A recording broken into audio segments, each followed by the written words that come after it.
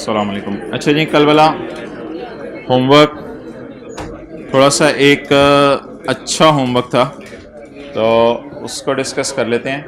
Question bank का page number कौन सा है? वो जो क्वेश्चन 3 था, 300।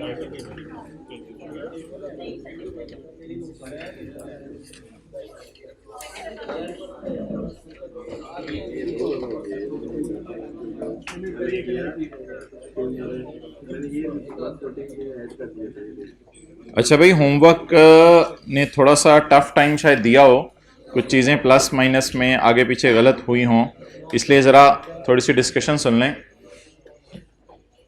क्वेश्चन नंबर 2, पेज 300 वाला। द फाइनेंशियल स्टेटमेंट्स ऑफ ग्रेवो limited for the year ended 31 December 2013 are under finalisation and following matters are under consideration. बियाज प्लांट वॉज कमीशनड, यानी इस्तेमाल होना शुरू हो गया, एंड बिकेम ऑपरेशनल ऑन यकम जुलाई 2008। यकम जुलाई 2008 को प्लांट इस्तेमाल होना शुरू हो गया at a cost of 130 million. अच्छा याद रखिएगा, हमारा जी एन एंड 31 दिसंबर है। At the time of commissioning, यानी जिस वक्त इंस्टॉल हुआ, इसकी यूजफुल लाइफ और इसकी पीवी ऑफ डिसमेंटलिंग वॉज 20 साल एंड 19 मिलियन रिस्पेक्टिवली। तो हम ना साथ साथ ही पेपर में वर्किंग में फ्यूचर वैल्यू निकाल लेंगे, फेयर वैल्यू नहीं, फ्यूचर वैल्यू।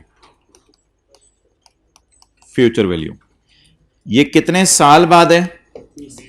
20 साल बाद। तो 19 इंटू 1.1 रेज टू पावर -20 की बजाय +20, 127.8। ये 19 की पीवी फेयर वैल्यू में कन्वर्ट होके बहुत बड़ी फिगर बन गई। पहली बात ये हो गई। तो अब इस 19 को मैं सवाल से काट रहा हूं।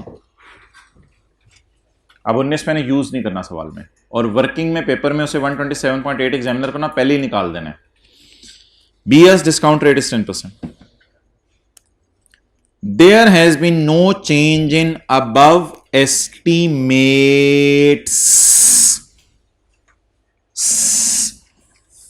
There has been no change in above estimates. ऊपर वाले एस्टिमेट में चेंज नहीं आई टिल 31 दिसंबर 13। ना लाइफ बदली, ना लाइफ बदलने का मतलब ये नहीं होता रिमेनिंग लाइफ नहीं निकालनी। रिमेनिंग लाइफ निकालनी होती है। लाइफ बदलने का मतलब होता है टोटल लाइफ 20 साल रही है, रिमेनिंग स्टिल निकालनी है। लाइफ बदलने का ये कोई मतलब ना ले लीजिएगा कि लाइफ ही नहीं निकालनी, रिमेनिंग लाइफ निकालेंगे आप।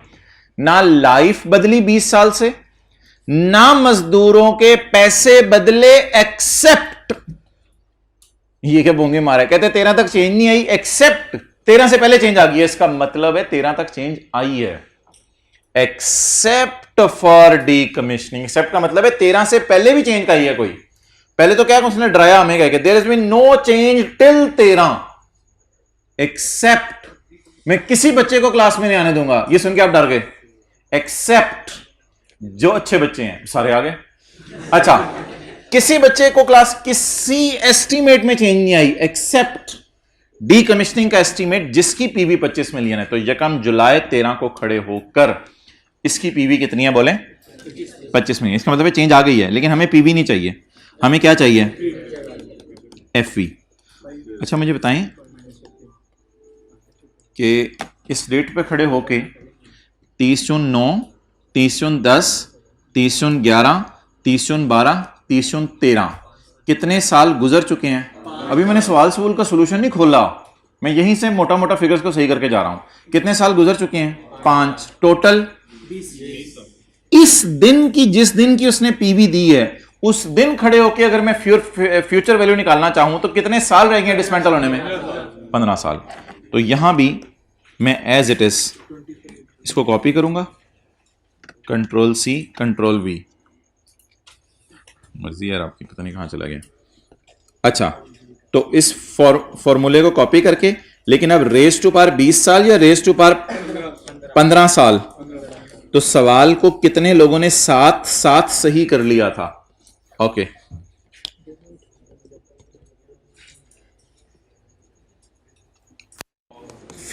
एफ वी में इसलिए नहीं लिख रहा कि कोई फेयर वैल्यू ना समझ ले। Future value 25 into 0.1 raise to power -15 या +15 इज इक्वल टू 104.4। और इसके बाद आपने काट देना था 25 मिलियन को और 19 मिलियन को। और कोई मसला तो नहीं आया था सवाल में? चलें अगला सवाल निकालें। अगले सवाल का P&L सही बना हुआ है सोल्यूशन में, लेकिन अधूरा बना हुआ है, एक दो फिगर्स मिसिंग है उसमें, वो मैंने आपको दिखानी है जी। Page number 270 263।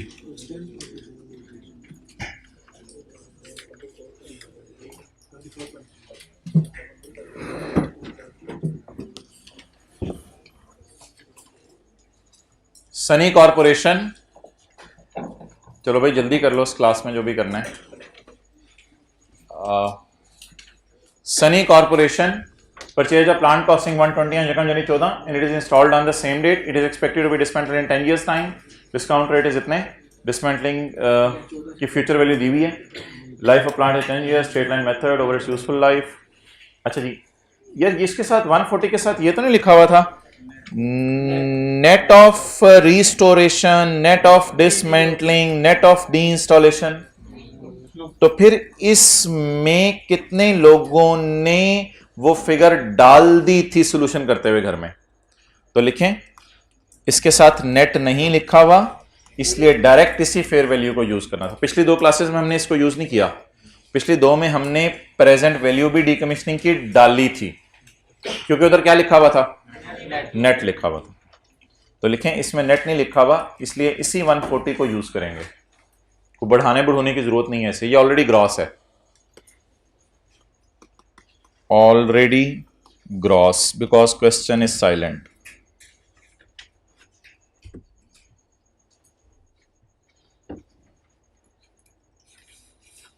बाकी भाई आपने मेहनत करनी थी, जान मारनी थी, दिन रात एक करना था, और करके आपने जो है कोशिश करनी थी कि इसके सही नतीजे के ऊपर जो है वो पहुंचना था। वो आपके ऊपर है। P&L के अंदर जो एक दो मसले हैं वो मैं आपको बता देता हूं क्या है। अच्छा, P&L बनाते हुए ना आज बड़ा मज़ा आएगा। मैंने आपको कल ना असल में वाइट बोर्ड पे ज़्यादा बेहतर समझाया नहीं जा सक रहा था, स्क्रीन पे ज़्यादा बेहतर समझाया जाएगा। अगर P&L बनाना है ना, P&L, तो 14 के P&L में डेप्रिसिएशन और इंटरेस्ट जाएगी। देखिएगा बहनें आमने सामने ही हमेशा हुआ करेंगी। 15 के P&L में डेप्रिसिएशन और इंटरेस्ट, 16 के P&L में डेप्रिसिएशन और इंटरेस्ट, 17 के P&L में डेप्रिसिएशन और इंटरेस्ट। दो दफा जाने, हाँ एक, अच्छा 18 में दो दफा जाने। 18 के P&L में डेप्रिसिएशन और इंटरेस्ट, और 18 के P&L में डेप्रिसिएशन और इंटरेस्ट। ये तो P&L में जाने जाने थे।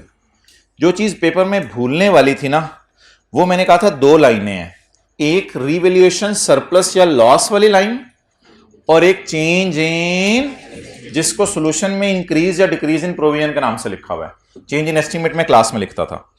अब वो वाली लाइनें मैं जरा ढूंढना शुरू करता हूं। एक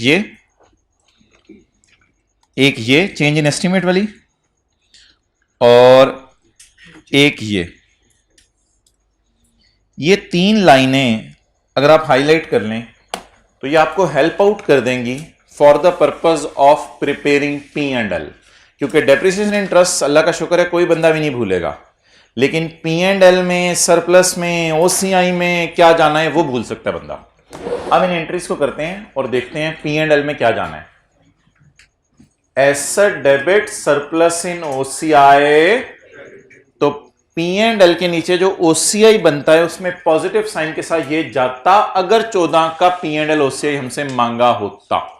ये फिगर जानी थी OCI में। इधर बनाया था P&L, इधर बनाया था OCI, इन दोनों का नाम रखा था SOCI। तो OCI में जाना था 23.67 पॉजिटिव। अगला ये कौन सा कॉलम है? Surplus in OCI debit and provision credit. Surplus in OCI debit, provision credit, what does it mean? कि 17 के पी एंड एल में, किस पी एंड एल में, 17 के पी एंड एल में नेगेटिव 2.33 जाना था in OCI. Is it so? Provision credit surplus in OCI debit negative sign के तौर पे जाएगा और नुकसान डेबिट. तो इस पी एंड एल को आप सही कर ले जो 18 का बना हुआ है. इसमें एक तो वो लॉस नहीं आया हुआ, ये पी एंड एल है और ये OCI है. एक तो वो जो लॉस आया था कितना 24.25 और OCI में 13 point positive negative revaluation surplus slash loss. ये गलती जरा सोल्यूशन में सही कर लें.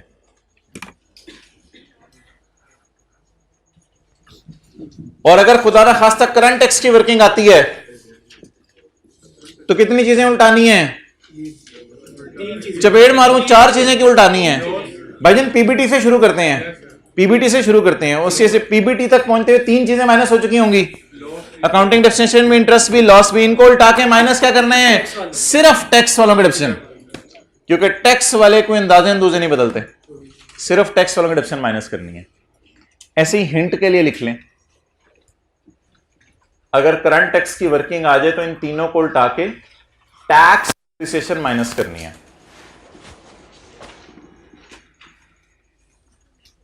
अगर करंट टैक्स की वर्किंग आ जाए तो इन तीनों को उल्टाकर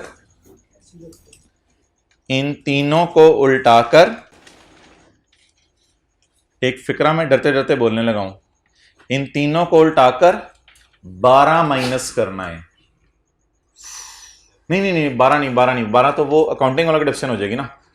टैक्स वालों का डेप्रिसिएशन का रेट नहीं दिया हुआ. नहीं टैक्स वालों का डेप्रिसिएशन का रेट नहीं दिया हुआ. I take my word back, tax वालों के डेप्रिसिएशन का रेट नहीं दिया हुआ. इन तीनों को उल्टाकर टैक्स वालों की डेप्रिसिएशन 120 रुपए पे रिकॉर्ड कर, ये लिख लें इस तरह. 120 रुपए क्या है, 120 रुपए क्या है, 120 रुपए क्या है, समझ आई बात? बता दें टैक्स वालों की डेप्रिसिएशन किस पे निकालनी है, टैक्स वाले डीकमीशनिंग की पीवी निकाल के उसको डालते हैं एसेट की कॉस्ट में. तो ये मैं कहना चाह रहा था, 120 रुपए के ऊपर टैक्स वालों का डेप्रिसिएशन रेट लगा के आपने माइनस करना है. जैसे हमने क्वेश्चन 9 किया था इसी सवाल से अगला. तो अब बोले मैंने क्या कहा है, अगर करंट टैक्स की वर्किंग आ जाए तो इन तीनों को उल्टा के टैक्स वालों की डेप्रिसिएशन क्या करनी है, माइनस करनी है. वो किस कॉस्ट पे निकालनी है, इतने लंबे डेटे में से सिर्फ एक फिगर पे निकालनी है, 120 के ऊपर टैक्स वालों का डेप्रिसिएशन. वो हुई तो मैं देख लूंगा अगर किसी सवाल में है तो. अच्छा जी, अब ये आप आए इधर मेन स्टैंडर्ड में IS 1037 इफ्रिक के नाम से एक डिस्कशन हुई थी जहां मैंने आपको एंट्रीज भी दिखाई थी. होमवर्क पे ही 15 मिनट लगवा दिए हैं. Page number 249, page 249.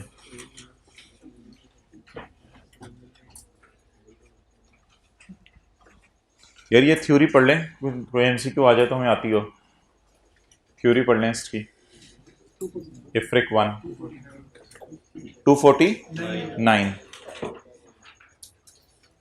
इफ्रिक 1 एक इंटरप्रिटेशन है, applies to change in measurement of any existing dismantling and restoration of site पर मिलती जुलती liabilities that is both recorded. Recording क्या होती है उसकी, asset debit provision credit, that is both recorded. जैसे ROU डेबिट होता था, लीज लाइबिलिटी क्रेडिट होती थी. ROU debit, lease liability credit, asset debit provision credit. ये मैंने क्रेडिट लिखा है, ये मैंने डेबिट लिखा है. As a part of cost of PP and as a liability. तो ये जो एसेट की प्राइस है फिर इस पे IS 16 लगने लग जाता है और इसके ऊपर IS 37 लगने लग जाता है. और अ part of cost of right of use asset, ये क्या चक्कर है, लीज्ड एसेट को भी डिसमेंटल करना पड़ता है. लासानी वाला सवाल मैंने क्लास में करवाया हुआ, एक पास पेपर का सवाल मैंने आपको क्लास में करवाया था. तो अगर एक एसेट ऐसा हो जो कि लीज पे लिया हो उसको भी डी इंस्टॉल करना पड़ सकता है। ये डी इंस्टॉल करना किसकी जिम्मेदारी होगी? लेसी की लेसर की? लेसी की जिम्मेदारी होगी जिसने इंस्टॉल किया। द इंटरप्रिटेशन ये वाली addresses how the effect of following events that change the measurement of an existing DR and SL should be accounted for। ये चीज है DR and SL, छोड़ें परे। A change in estimate of outflow of resources embodying economic benefit, example given cash flow। A change in estimated outflow होता है future की dismantling.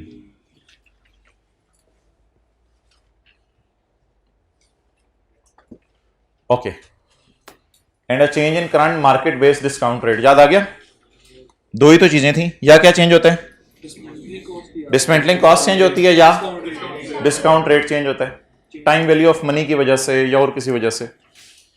And the passage of time. भाईजान passage of time की वजह से ना इंटरेस्ट आता है। पैसेज ऑफ टाइम की वजह से क्या आता है? इंटरेस्ट आता है। जब हम एक साल करीब हो जाते हैं डीकमीशनिंग के तो उस वजह से क्या राइज होता है? इंटरेस्ट होता है। तो तीन चीजें स्टैंडर्ड में है। नंबर वन, डीकमीशनिंग की प्राइस बढ़ती या कम होती है, डिस्काउंट रेट बढ़ता या कम होता है, या पैसेज ऑफ टाइम की वजह से क्या बुक करना पड़ता है? इंटरेस्ट। ये कॉस्ट मॉडल में एंट्रीज थी और ये रिवैल्यूएशन मॉडल में एंट्रीज थी।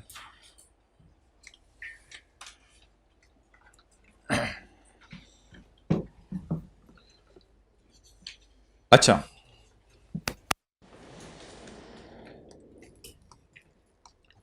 अगर वैल्यूअर से एसेट रीवैल्यू करवाया है तो क्या एंट्री होगी? अच्छा, और अगर मजदूरों ने कम पैसे मांगे हैं?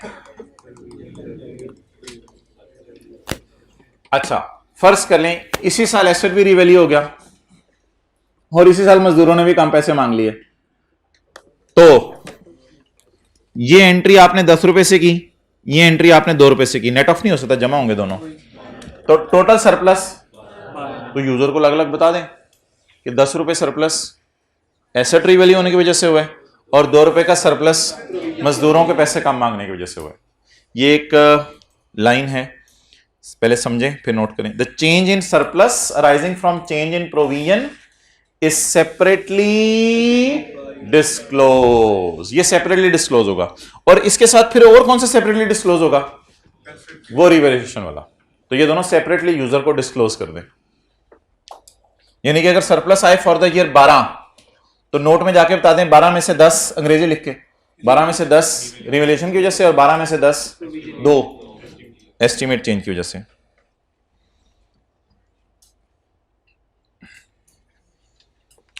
A change in provision is an indication that asset may have to be revalued. A change in provision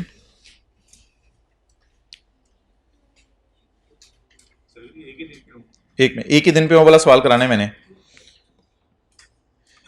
A change in provision is an indication that an asset may have to be revalued. क्या मतलब है? क्या कभी किसी सवाल में हुआ कि मजदूरों की प्राइस भी चेंज हो रही है और उसी दिन रिवैल्यू हो रहा हो? नहीं हुआ, अभी तक नहीं हुआ, अभी तक नहीं हुआ। कहते मेरा मशवरा, स्टैंडर्ड कहते हैं मेरा मशवरा, जब भी मजदूर ज्यादा या पैसे कम मांगे ना तो फिर एसेट को भी रिवैल्यू करा लिया करो, मेरा मशवरा है। इंशाल्लाह कोई सवाल करेंगे ऐसा जिसमें सेम डेट पे ऊपर चेंज इन प्रोविजन भी हो रही होगी। किस मार्कर वाली? ब्लू या रेड वाली? रेड वाली। और रिवैल्यूएशन भी हो रही होगी। कहते हैं मेरा मशवरा दोनों इकट्ठे किया करो, मेरा मशवरा दोनों। और किसकी वजह से क्या किया करो? उल्ट ना बताइएगा, सीधा बताइएगा। कहते हैं मेरा मशवरा है अगर मजदूर ज्यादा या कम पैसे मांगे तो एसेट को साथ ही क्या करा लिया करो? रिवैल्यू। अगली बात तो आसान है। Depreciable amount of asset is depreciated over its useful life. Remaining useful life समझ लें। Once the related asset has reached the end of its useful life, all subsequent changes in the liability shall be recorded in P&L as they occur. अच्छा जी,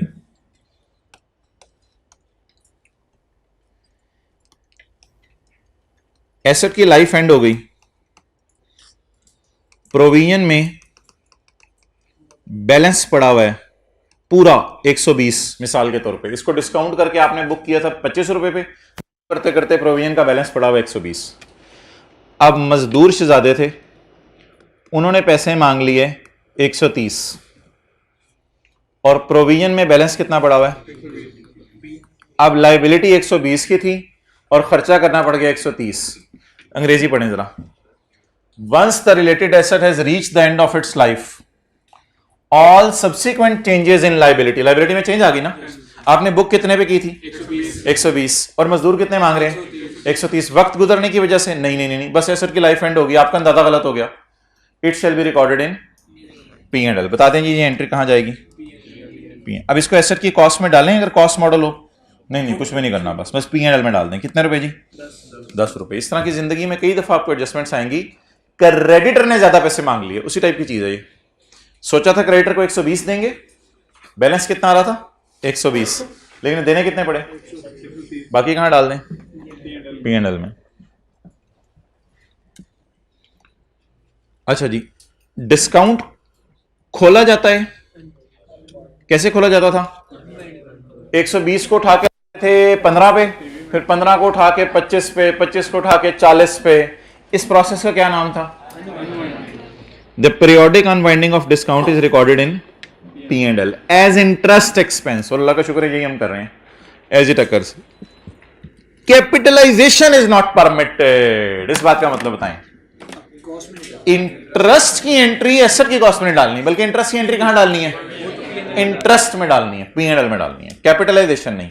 borrowing cost नहीं ध्यान में लाना, borrowing cost नहीं ध्यान में लाना कि ये इंटरेस्ट है तो इंटरेस्ट को एसेट की कॉस्ट में डाल दूं। क्यों? क्योंकि एक मिनट, बोरोइंग कॉस्ट में ना एसेट काबिल इस्तेमाल आते आते अरसा लग जाता था, तो इंटरेस्ट को एसेट की कॉस्ट में डालते थे। ये एसेट इस्तेमाल करते करते अरसा लग रहा है या एसेट पहले दिन ही इंस्टॉल कर लिया है? तो जो इंस्टॉल्ड एसेट है उसमें कहां से इंटरेस्ट को अंदर डाल सकते हैं? बोरोइंग कॉस्ट का स्टैंडर्ड क्या कहता था? जो इंस्टॉल होने में, कंस्ट्रक्ट होने में, बनने में अरसा लगा रहा है उसका इंटरेस्ट डालो। तो इसका इंटरेस्ट तो नहीं डालेंगे एसेट की कॉस्ट में। ओके, ये बात पढ़ लें, पिछले सफे वाली आखिरी बात। नोट, ये एक नोट है, ये मैं इंशाल्लाह कल पढ़ाऊंगा आपको। ये वाला नोट, ये नोट पढ़ लें। कॉस्ट मॉडल में मजदूर ज्यादा पैसे मांग रहे हैं, तो एंट्री एसेट डेबिट। कहते हैं एसेट बढ़ाते हुए ना डरा करो, कहते हैं एसेट बढ़ाते हुए डरा करो, एसेट बढ़ाने से सोच लिया करो। अगर आप एसेट कभी जिंदगी में बढ़ाओ ना, कहते हैं मेरा तो मशवरा ये कि आप ना इंपेयरमेंट टेस्ट से गुजार लो, पता चले एसेट इंपेयर हो गया हो। तो अगर कभी मजदूर ज्यादा पैसे मांगे और कॉस्ट मॉडल फॉलो हो रहा हो तो क्या डेबिट होगा? तो कहते हैं एसेट कहीं बहुत ज्यादा ही डेबिट ना हो जो मुझे डर सा लग रहा है, तो बेहतर एसेट को किससे गुजार लो? बस ये एक मशवरा सा दिया उसने कि बेहतर एसेट को इंपेयरमेंट टेस्ट से गुजार। हाँ जी, पहले नहीं गुजारेंगे, एसेट डेबिट करेंगे, प्रोविजन क्रेडिट करेंगे, फिर जब एसेट बढ़ जाएगा फिर किससे गुजारेंगे? और अगर फिर इंपेयर हो गया तो इंपेयरमेंट लॉस डेबिट और accumulated impairment loss in P and L debit और accumulated impairment loss credit. Okay, marker देना यार।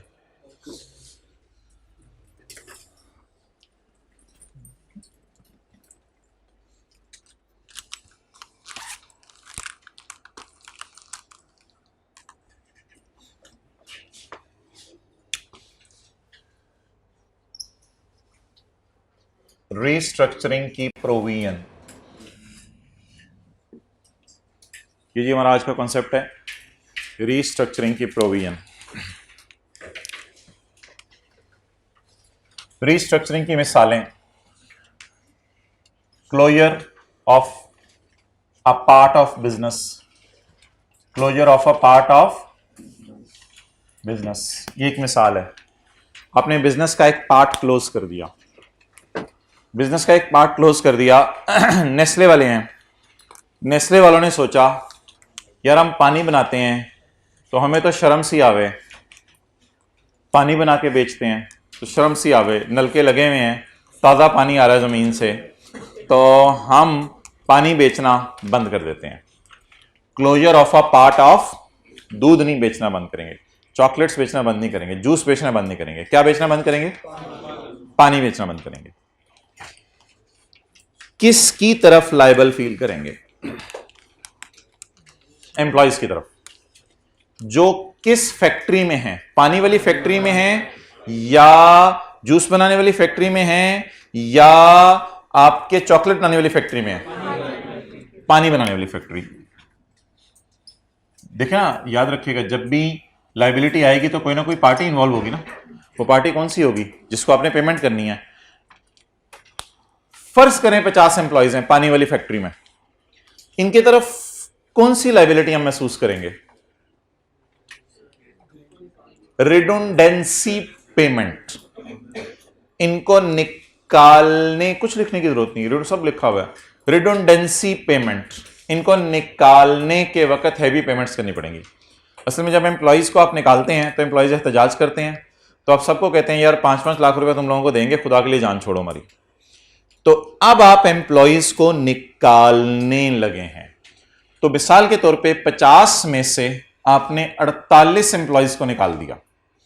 तो जो 50 में से 48 एम्प्लॉयज निकाले, 50 लाइन लगा के खड़े हो गए, उसमें से 48 को कहा भाईजान आप निकल जाओ, लेकिन उनको भी पैसे नहीं दिए, तो you should feel your self liable. आप अपने आप को लाइबल फील करेंगे। अच्छा, अब आप अपने आप को लाइबल फील करेंगे टूवर्ड्स एम्प्लॉयज। तो उनको पेमेंट कौन सी करनी है? रिडंडेंसी की पेमेंट। इसके लिए आप अपने आप को लाइबल फील करेंगे और इसकी प्रोविजन बनाएंगे। 48 एम्प्लॉयज में फर्ज करें हर एक को लाख रुपए देने। Expense debit payable to employees credit 48 lakh की जगह expense debit provision for restructuring या decommissioning? Provision for restructuring credit. और इसकी प्रेजेंट वैल्यू निकालने की जरूरत नहीं है, 2-3 महीने में एम्प्लॉयज को पैसे दे देंगे। और अगर इसी तरह हो कि 4 साल बाद एम्प्लॉयज को पैसे देने हैं, तो फिर वही सारा सर्कल चलेगा उसी तरह। वो उसको आप डिस्काउंट करेंगे और डिस्काउंट करके अनवाइंड करेंगे। तो डिस्काउंटिंग तो हर जगह आ सकती है जब भी पेमेंट डिले करके करनी हो, लेकिन ये पेमेंट आज तक आई कि आपने कभी डिले नहीं की। एम्प्लॉयज जल्दी जल्दी पैसे मांगते हैं, एम्प्लॉय पागल है 4 साल बाद पैसे लें, उनको अभी पैसे देंगे तो वो जान छोड़ेंगे। बाय डिफॉल्ट इसकी नेचर ऐसी है, वो फौरन पैसे मांगेंगे। तो एम्प्लॉयज की तरफ अपने आप को लाइबल फील करने लग जाएंगे। अच्छा, कितने निकाले हैं? 48। 2 बच गए, रशीद और अमजद। रशीद आप इधर हो जाओ, आप इधर आ जाओ। अब सारे सोच रहे हैं अगली बारी शायद मेरी हो। कितने खड़े हुए हैं? कितने खड़े हुए हैं एम्प्लॉइज? कितने खड़े हैं एम्प्लॉइज?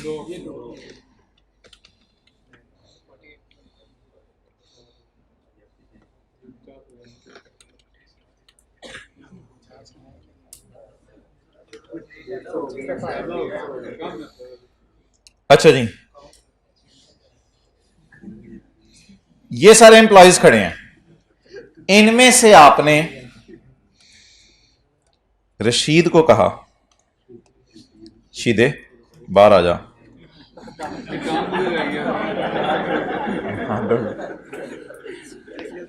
इसमें से आपने शीदे को बुला लिया और बशीर जी सर, बशीर ओ बशीर छेतिया ਇਹਦੇ ਨਾਲ खलो जा। ठीक है जी, तो किस किस को बुला लिया? रशीद और अमजद था थोड़ी इधर, तो रशीद और अमजद को आपने बुला लिया कि रशीद और अमजद आप जरा तशरीफ ले आए। अब रशीद और अमजद को हम पानी वाले डिवीजन में रखेंगे या रशीद और अमजद को हम किसी और डिवीजन में शिफ्ट करने लगे हैं? किसी और डिवीजन में शिफ्ट करने लगे हैं। तो रशीद और अमजद के बारे में हमने ये सोचा है कि इनको जूस बनाने वाले डिवीजन में शिफ्ट कर देंगे। ऐसी सूरत में इनके ऊपर ट्रेनिंग देनी पड़ेगी इनको, क्योंकि इधर उधर जाके भी इन्होंने पानी बना रहे होना है। ओ भाईजान जूस है, ओ तेरी खैर मैं तो भूल गया पानी पा छड़िया, तो भाईजान जूस पाना, सॉरी सर। तो इनको ट्रेनिंग देनी पड़ेगी, ठीक है। उसके बाद इनको न्यू सिस्टम्स लेके देने पड़ेंगे, क्योंकि हो सकता है नए कंप्यूटर की इनको जरूरत हो दफ्तर के अंदर, नई और चीजों की जरूरत हो, पुरानी चीजें सारी आपने किसी को इकट्ठी बेच दी हैं, तो इनको नए सिस्टम्स लेके देने पड़ेंगे। और हो सकता है ये नामी ग्रामी लोग हों, जैसे कॉलेजेस में कोई टीचर नहीं होते नामी ग्रामी, वो दूसरे में शिफ्ट हो रहे हों, तो दूसरे कॉलेजेस वाले उनकी एडवर्टाइजमेंट करते हैं। तो हो सकता है ये बंदा नामी ग्रामी हो और नेस्ले के बैक एंड के ऊपर रशीद का नाम हो कि रशीद पानी वाले डिवीजन में ना, तो पानी वाला डिवीजन अपने पांव पे खड़ा है, वरना तो ये कब तक गिर चुका होता। तो अब ईद की एडवर्टाइजमेंट की जाएगी कि भाईजान रशीद जूस बनाने वाले डिवीजन में आगे आप देखना लोकल सेल की बजाय एक्सपोर्ट सेल भी शुरू हो जानी है, और जो बाइडन ने कहना है कि पाकिस्तान का नेस्ले का मैंगो जूस पीना है मैंने, तो एडवर्टाइजमेंट वगैरह भी होंगी, लेकिन ये प्रोविजन का पार्ट नहीं बनेगी, ये लाइबिलिटी नहीं है आपकी, क्योंकि the logic is these will help in future business. ये किस बिजनेस में हेल्प करेंगी? फ्यूचर के बिजनेस में। ये फ्यूचर बिजनेस में हेल्प करेंगी, इसलिए इन लाइबिलिटीज को आपने रीस्ट्रक्चरिंग की लाइबिलिटीज का पार्ट नहीं बनाना। चलें जी, ये सारी अंग्रेजी हम पढ़ते हैं किसी जगह के ऊपर, और फिर उसके बाद आईकैप का सवाल करते हैं जी। Page number restructuring 229। कल क्या पढ़ी थी? रीइंबर्समेंट।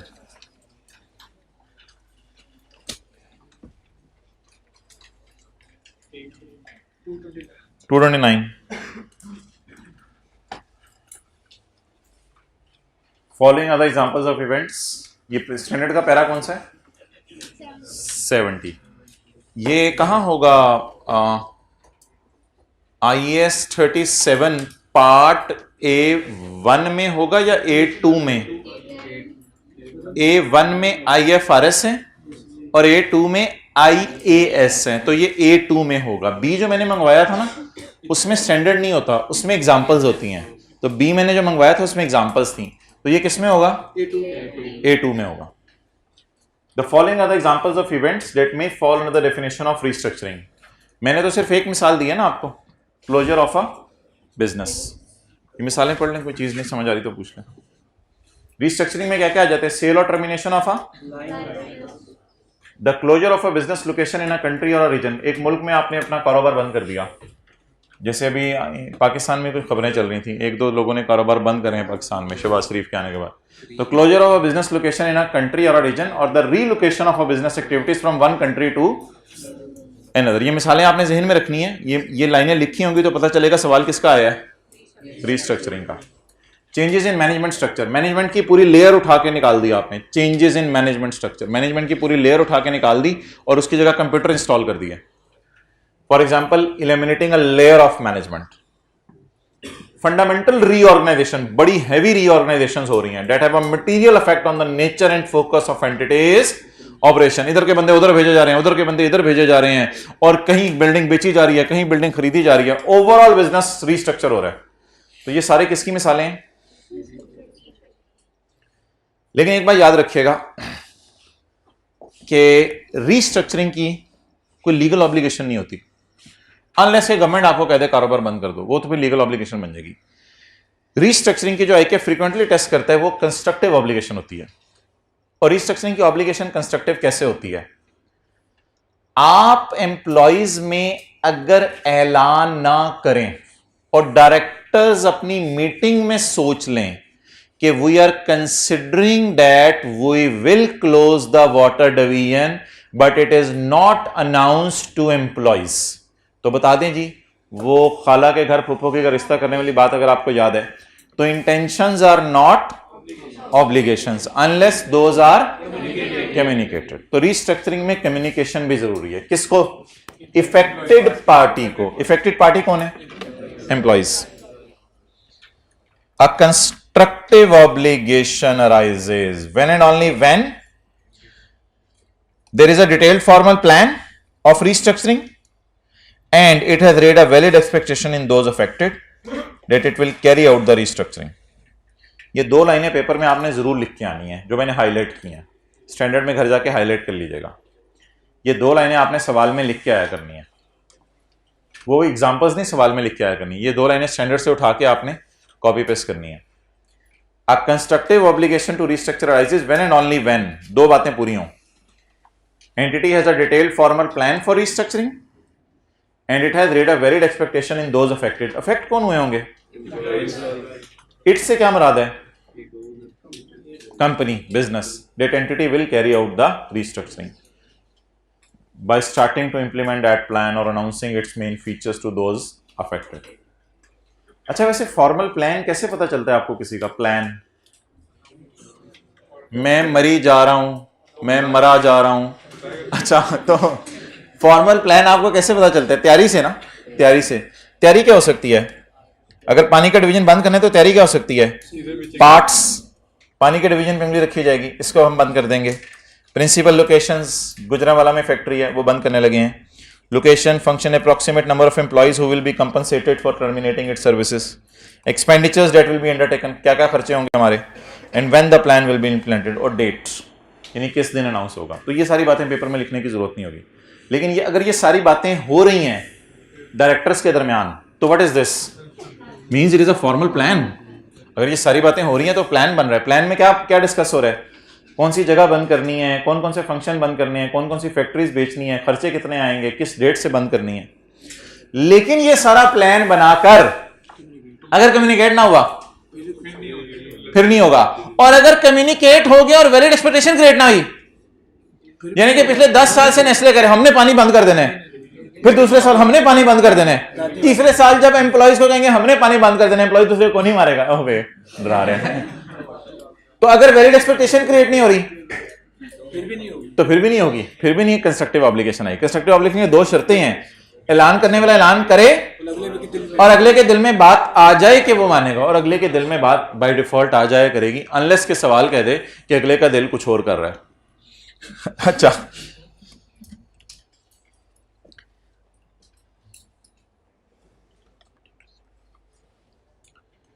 अच्छा 78 को जरा छोड़ें और 79 को भी, 80 और 81 जरा देखें। A restructuring provision shall include,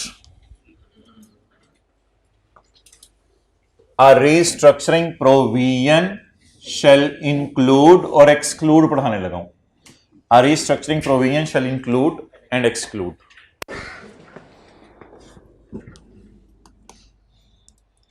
ये भी नहीं पढ़े हमने। A restructuring provision shall include only the direct expenses arising from restructuring। Direct expenses कौन से होते हैं?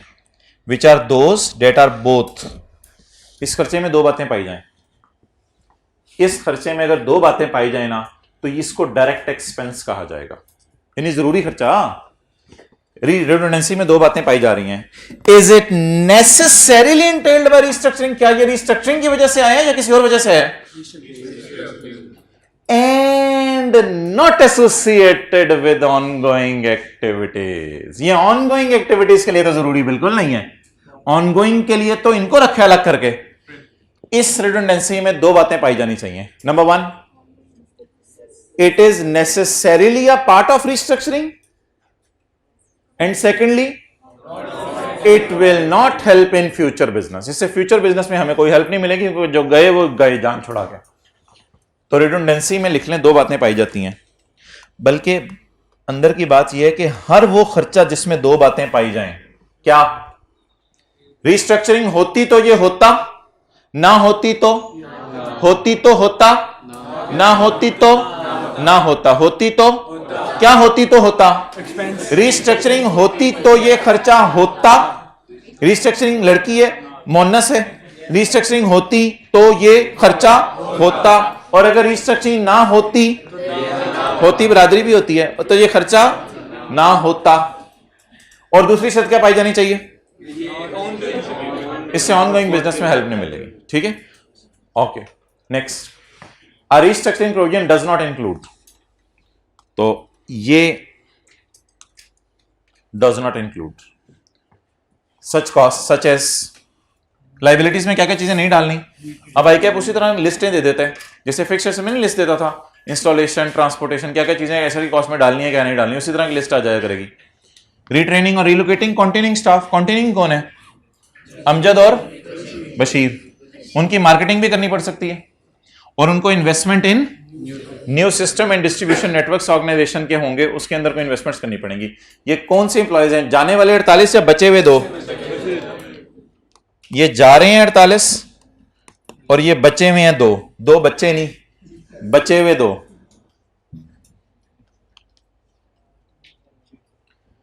आई कैप जो है ना, इनकी लॉजिक भी देता है, इनकी लॉजिक भी देता है। पेपर में आप कैसे सोल्यूशन देंगे? पेपर में आप स्टैंडर्ड खोलेंगे, बिस्मिल्लाहिर्रहमानिर्रहीम, डायरेक्ट वही पेज निकलेगा। अच्छा, मैं बाहर आप टैग लगा लेंगे, कोई मसला नहीं। इतने स्टिकी नोट स्ट्रॉन्ग करके लगाएं कि वो खींचने से भी खिंचे ना, या खींचने से अगर खिंच भी जाएं तो हवा चलने से उड़ के साथ वाले के पास गिरे ना। या आई कैप से मैंने ईमेल करके पता किया, उन्होंने कहा इतने स्ट्रांगली लगाएं स्टिकी नोट्स कि हल्का सा हाथ लगाने से कहीं उड़ के साथ वाले के पास ना गिर जाए। बूटी बना के आप उसे दे रहे हो। रिकॉर्डिंग बंद करो। अच्छा जी, तो ये तीन चीजें ऐसी हैं that are not a part of, ओ भाई शैतानियत तो नहीं किसी के ज़हन में आई हुई, that are part of, that are not a part of restructuring. Okay, ये तीनों क्यों नहीं रीस्ट्रक्चरिंग का part? These expenditures relate to. अच्छा, अब आप पेपर में जब सवाल आएगा तो आपने सिर्फ क्या करना है, आपने पेपर में यहां से इंग्लिश उठानी है। A restructuring provision does not include such cost such as retraining amounted to rupees 20 million, marketing amounting to rupees 10 million and investment amounting to 2 million। Figure सवाल से उठा के ये इंग्लिश लिख देनी है।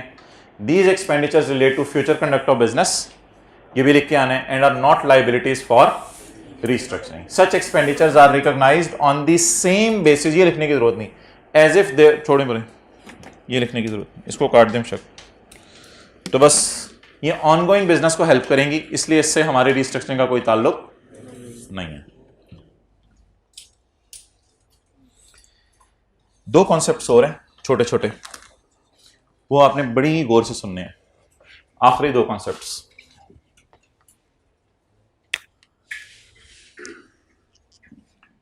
Future operating loss, future operating loss.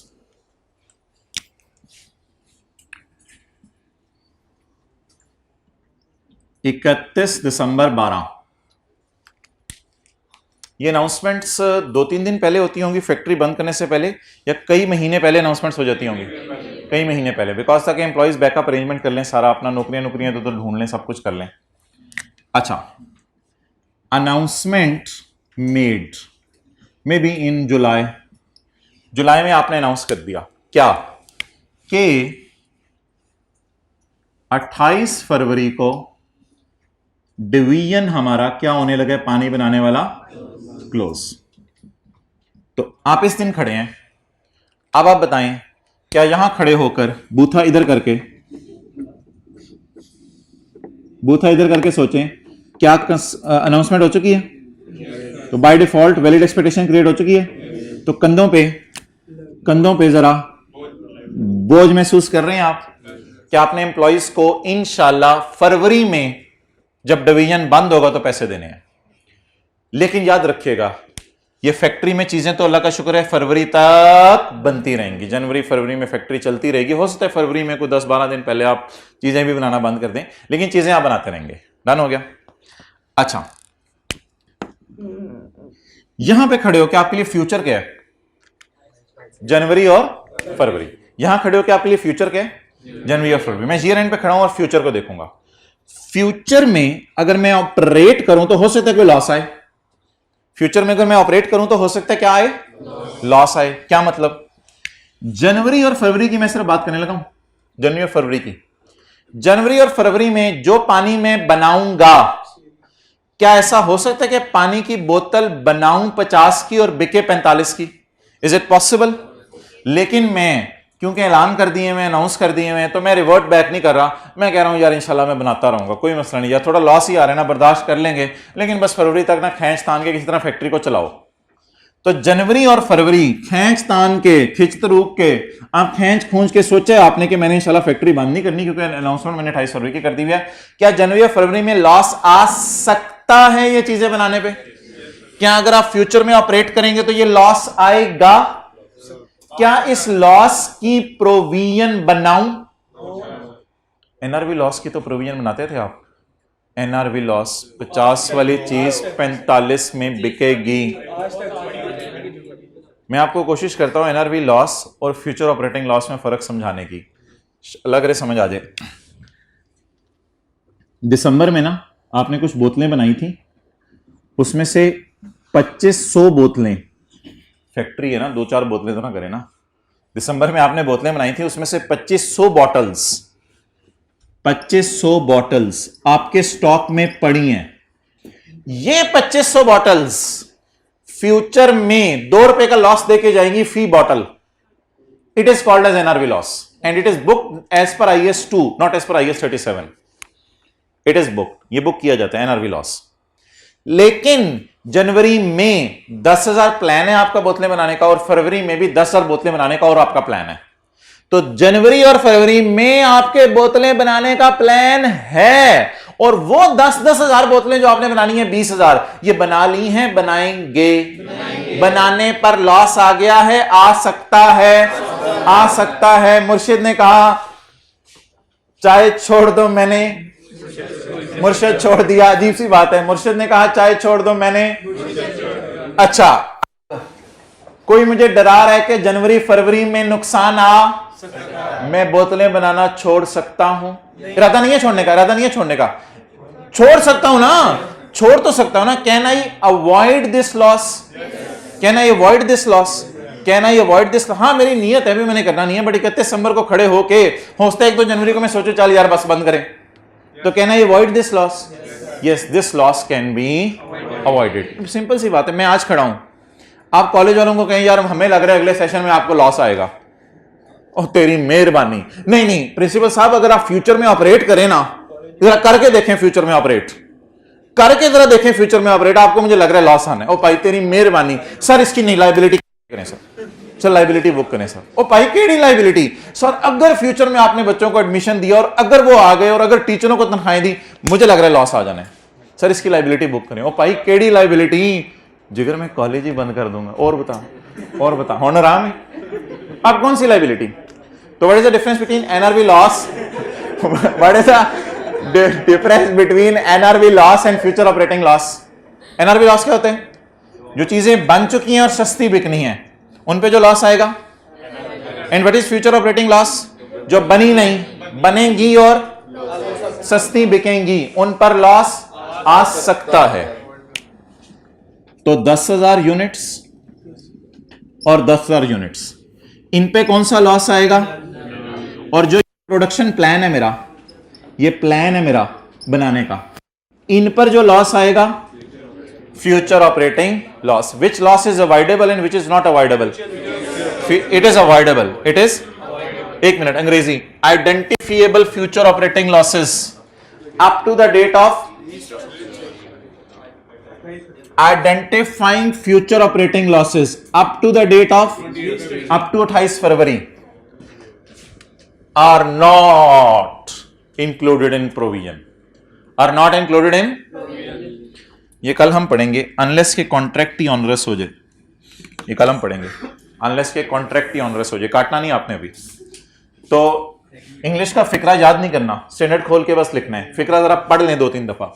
Identifiable future operating up to 28 February, up to 28 February की जगह बेहतर लफ्ज है from 1 January till 28 February are not included in provision. Note कर लें, ये FOL है, नो लाइबिलिटी।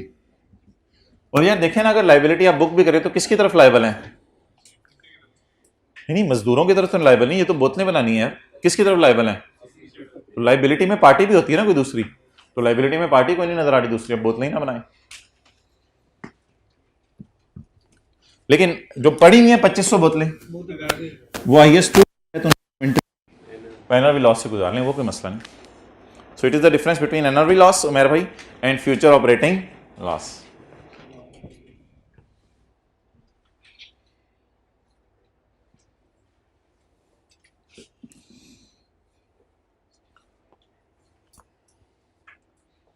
चलें जी, आगे बढ़ें।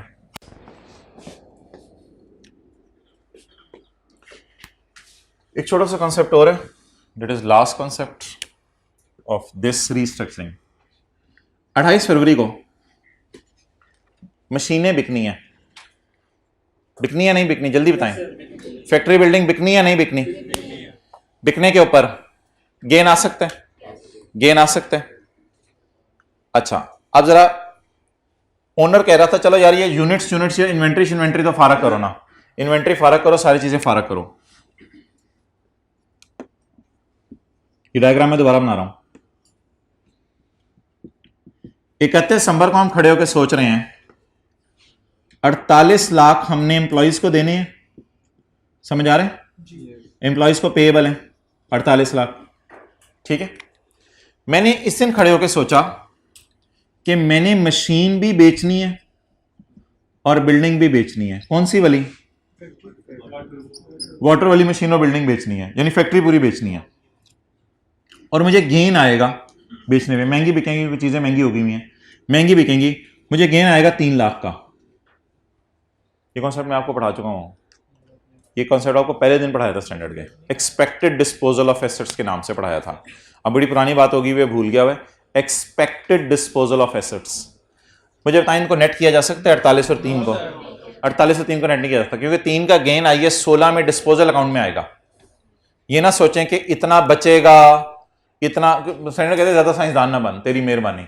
दो अलग अलग चीजें, इनको मिक्स करने की जरूरत नहीं कि मैं 48 दूंगा, मुझे 3 बचेगा, मुझे 45, चाची तेरी मेहरबानी।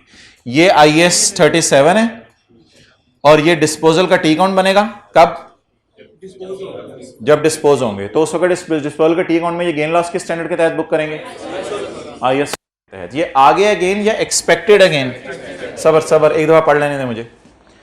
एज रिक्वायर्ड बाय पैरा 51, कहते तुम्हें याद ना हो तो तुमने पहले पढ़ा हुआ है, हमें नहीं याद, चलो छोड़ो फिर। Gain on expected disposal of assets, gain on expected disposal का लफ्ज क्यों लिख रहे हैं? हाँ मैं खड़ा ही 31 दिसंबर को ना। Gain on expected disposal of assets are not taken into account in measuring even if the sale of asset is a part of, मुश्किल लफ्ज़ आते हैं आपको पता है, हम छोड़ देते हैं। even if the sale of asset is a part of restructuring, अगर सेल ऑफ एसेट रिस्ट्रक्चरिंग का पार्ट है तब भी आपने ऐसा नहीं करना। हालांकि ये रिस्ट्रक्चरिंग का मेन पार्ट है, ये एक्टिविटी, ये तो बेचनी है हमने सारी चीजें, फिर भी आपने इसको नेट नहीं करना। तो लिखें ये डायग्राम, पैरा 83 चल रहा है ना, तो 48 में से 3 माइनस नहीं करेंगे, बस ये लिख लो, 48 में से 3 माइनस नहीं करेंगे।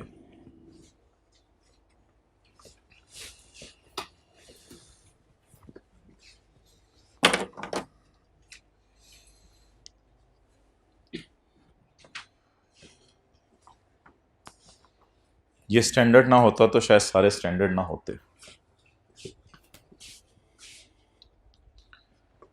अच्छा, ये स्टैंडर्ड कैसे बनते होंगे? यानी एक कमरे में बैठते होंगे 15 अकाउंटेंट, बाहर निकलते होंगे, स्टैंडर्ड बना होता होगा। आपको पता है स्टैंडर्ड पहले बनाया जाता है, फिर उसका ड्राफ्ट पूरी दुनिया में भेजा जाता है, फिर दुनिया वाले कहते हैं कि अगर ये हो जाए, फिर स्टैंडर्ड वाले सोचते हैं हाँ ये भी हो सकता है, ओए ये भी हो सकता है, चलो इसकी भी लाइन डाल दो। फिर दुनिया वाले एक और मसला पूछते हैं, अगर ये हो जाए, ओए ये भी हो सकता है, चलो इसकी भी लाइन डाल दो। तो इस तरह फिर जरा अंग्रेजियों के फिक्रे डालते रहते हैं। तो इस तरह दुनिया में स्टैंडर्ड बनते हैं। मेहरबानी आपकी, आपको पता चल गया। तो आईकैप को भी ड्राफ्ट आता है जब नया स्टैंडर्ड बनता है, और आईकैप अपने मेंबर्स में बांटता है, और मेंबर्स राय दे सकते हैं सीए करने के बाद इंशाल्लाह जल्दी। तीन साल रह गए आपको, 3.5 रिमेनिंग, 3.25 3.5 रह गए माशाल्लाह। कमाल हो जाएगी यार अगर आप ये सवाल कर दें। 30-15 पे खड़े होकर आपने सोचना है क्या करना है, और 30-16 पे खड़े होकर आपने सोचना है क्या करें।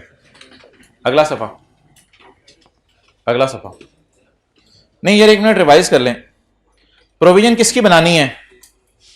जिस खर्चे में 2 बातें पाई जाएं, रिस्ट्रक्चरिंग के लिए जरूरी हो और फ्यूचर में इसका फायदा ना हो, जैसे रिडंडेंसी। रिस्ट्रक्चरिंग किसकी नहीं बनानी? रीट्रेनिंग, रीलोकेशन की, मार्केटिंग वो जो 2 बंदों की है, 2 बंदों के लिए नए सिस्टम खरीदने हैं क्योंकि इससे फ्यूचर बिजनेस को फायदा होगा। आइडेंटिफाइड ऑपरेटिंग लॉसेस की प्रोविजन नहीं बनानी, और फ्यूचर गेन्स को नेट नहीं करना। ये कुछ 4-5 चीजें हैं, तो इनकी बुनियाद के ऊपर। और ये वाला पैरा याद है, a constructive obligation arises when and only when, ये तो पैरा पता है ना। अब ये दोनों सारे जहन में कॉन्सेप्ट रख के ट्राई करें जरा। क्वेश्चन नंबर 11,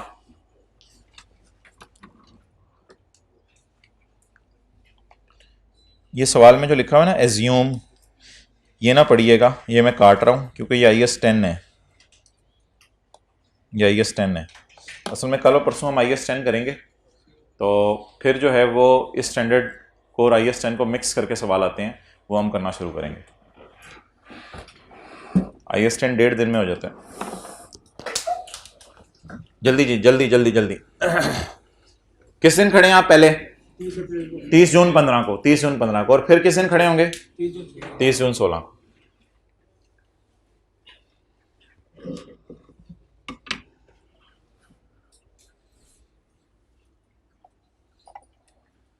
जल्दी करें।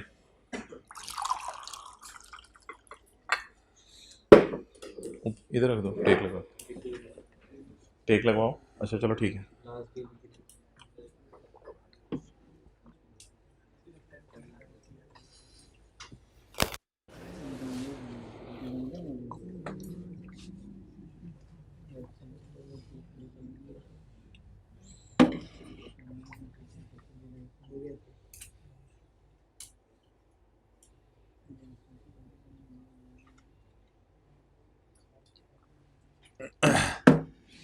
चलें जी।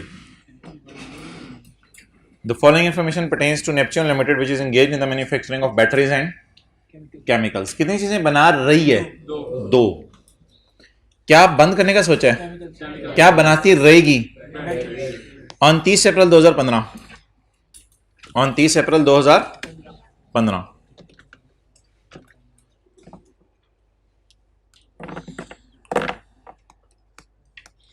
मेरा ईयर एंड क्या है?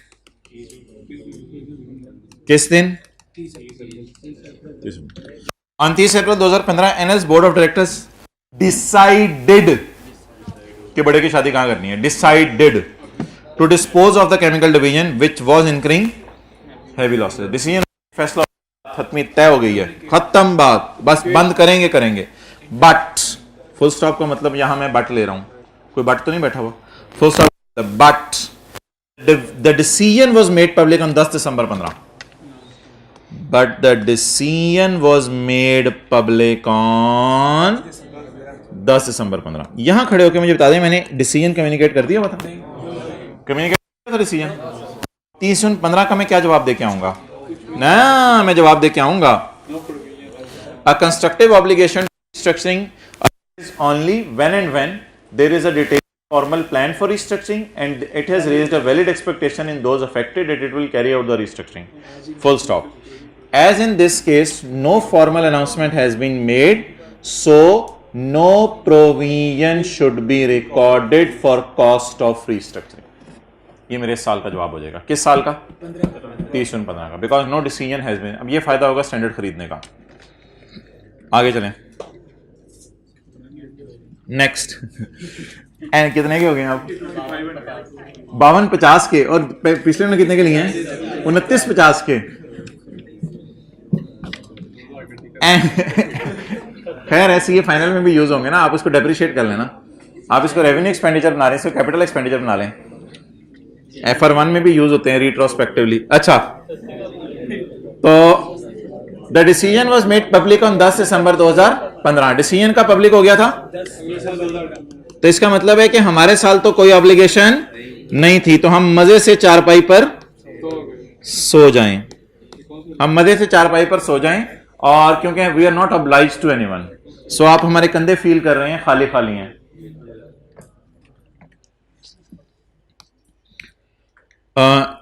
The decision was made public on 10 December 15। NL commence negotiation with Venus limited in March 16। March 16 में हमने वीनस को बुलाया। वीनस, वीनस तुम वीनस वीनस हो, इधर आओ। वीनस पसंद करोगे हमारा पूरा केमिकल डिवीजन? हमें लॉसेस आ रहे थे, तुम पसंद करोगे? वो कहेगा ऐसी की तैसी तुम्हें लॉसेस आ रहे थे, मैं खरीदने को तैयार हूं। तो मार्च 16 में हमने बायर को बुला लिया। हम सेलर होंगे और वो बायर होगा। Sale was finally executed on 31 July 16, और अगले साल बिक गया डिवीजन। यही तो कॉन्सेप्ट होगा कि हमारे साल खड़े हुए हम लाइबल फील करे होंगे पैसे देने के। बिका कब? अगले साल। डिवीजन क्लोज हमारे सवालों में आमतौर पे करवाया करेगा अगले साल। अगले साल डिवीजन बंद हो गया 31 जुलाई, ये तो क्या तारीख थी 30/16, अगले साल डिवीजन क्लोज हो गया। जैसे मैंने अभी 2 महीने बाद करवाया था ना, इन्होंने 1 महीने बाद किया।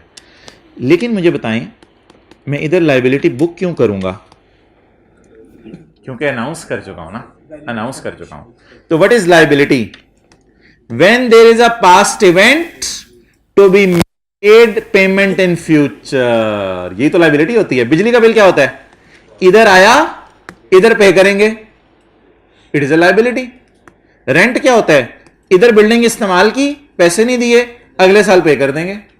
लोन क्या होता है, इधर लिया इधर वापस कर देंगे। रिस्ट्रक्चरिंग क्या है, इधर ऐलान किया, अगले साल बेच के मजदूरों को पैसे दे देंगे। तो restructuring is very simple concept. तो इसका मतलब है हम यहां खड़े देखेंगे event is communication, past event is announcement, और पेमेंट अब ड्यू कब होगी हमारी, अगले साल 31। वो हमारी मर्जी है, हम 31 जुलाई को पेमेंट कर दें या रिक्वेस्ट करके अगस्त में सितंबर में पेमेंट्स कर दें। वो जैसे जैसे हमारे पास पैसे आते रहे हम एम्प्लॉयज़ को पेमेंट्स करते रहेंगे। 31 जुलाई को अल्लाह का शुक्र है केमिकल बंद हो जाएंगे। तो यहां पे खड़े होकर मुझे बताएं what is past event, announcement, and payment is due on अगला साल, therefore we should feel liable, और पेमेंट कर दी है एम्प्लॉयज को। इस लायबिलिटी का नाम क्या होता है, रिस्ट्रक्चरिंग की provision. Cost incurred during July and August, जबरदस्त सवाल है। Cost incurred during July and August, यानी कि खर्चा एक्चुअली पे कब किया, अगले साल, जुलाई और अगस्त। इसीलिए तो यहां खड़े होकर क्या फील करेंगे। चलें जी, जुलाई और अगस्त में जरा देखते हैं क्या खर्चे हुए। हो सकता है जुलाई में शुरू में इंप्लॉयज को निकालने लग गए हों, 15-16 जुलाई को 4-5 बंदों को बुलाया, आप कल से ना ही आए, ये पकड़े पैसे जाएं। फिर 18-19 जुलाई को आप भी आ जाएं, सारे जाएं, खाना खा रहे थे वो, इतना ही खाना खा के जाएं। तो आहिस्ता आहिस्ता हमने जुलाई अगस्त में लोगों को निकालना शुरू कर दिया। और 31 जुलाई को वीनस को हमने केमिकल डिवीजन में से बेच भी देना है। Following cost are incurred in July and August, समझ आई बात। जुलाई अगस्त का मतलब, जुलाई अगस्त में ये खर्चे हुए। कौन सा जी, redundancy cost, is it a part of provision as per para number 79? No, as per para number 80। Para 80 की रोशनी में ये लाइबिलिटी है। डन हो गया। अगला खर्चा कौन सा हुआ है, जुलाई अगस्त में हो रहे हैं, जुलाई अगस्त में हो रहे हैं खर्चे, अगले साल हो रहे हैं। स्टाफ फॉर रीलोकेशन टू, कुछ को निकाल के बैटरी में डाल दिया कुछ को निकाल के बैटरी वाले डिवीजन में डाल दिया। इसमें कौन लिखे 81, कौन सा वाला, रीट्रेनिंग या रीलोकेशन, रीट्रेनिंग। पैरा नंबर 81 लिख के आएंगे, लेकिन इसकी लाइबिलिटी बुक नहीं करेंगे, लाइबिलिटी बुक नहीं करेंगे। आगे बताएं जी। ऑपरेटिंग लॉसेस फ्रॉम, करेंगे ऑपरेटिंग लॉसेस फ्रॉम यकम July till closure, operating losses from यकम जुलाई टिल क्लोजर। मैंने तो आपको कहा था फ्यूचर ऑपरेटिंग लॉसेस, इसने तो फ्यूचर का लफ्ज लिखा ही नहीं। ऑपरेटिंग लॉसेस फ्रॉम यकम जुलाई टिल क्लोजर, इसने तो फ्यूचर का लफ्ज लिखा ही नहीं। भाई मैं यहां खड़ा हूं ना, तो यकम जुलाई तो फ्यूचर है। ऑपरेटिंग लॉसेस फ्रॉम यकम जुलाई, ये एनआरवी लॉस है, या ऑपरेट करेंगे तो लॉस आएगा, यानी कोई चीजें बनाएंगे तो लॉस आएगा, ना बनाए तो नहीं लॉस आएगा। तो अब फ्यूचर का कैसे पता चल रहा है, मुझे पहले ये समझा दें। फ्रॉम यकम जुलाई टिल क्लोजर, 30 जून को खड़े होके तो मेरे लिए फ्यूचर ही है ना, फ्रॉम यकम जुलाई टिल क्लोजर। तो ये लॉस आ गए हैं या यकम जुलाई के बाद आएंगे, कब आएंगे, जब ऑपरेट करेंगे। और अगर ऑपरेट तो ये लॉस नहीं आएंगे। These losses can be avoided, no problem at all. 2 रुपए की भी प्रोविजन बनाने की जरूरत, जब कभी लॉस आएंगे इंशाल्लाह अगले साल बुक हो जाएंगे इंशाल्लाह, इन्ना लिल्लाह। अच्छा, जनरल एंट्रीज बता दें जी। जनरल एंट्रीज 30 जून 15 को बताएं। नो एंट्री, चलें ठीक है, नो जनरल एंट्री। इधर बताएं, प्रोविजन क्रेडिट कितने से 10.5 एक्सेलेंट। चलें जी तस्वीर खींच लें। ये कौन सा साल है और ये 30 जून 16 का साल।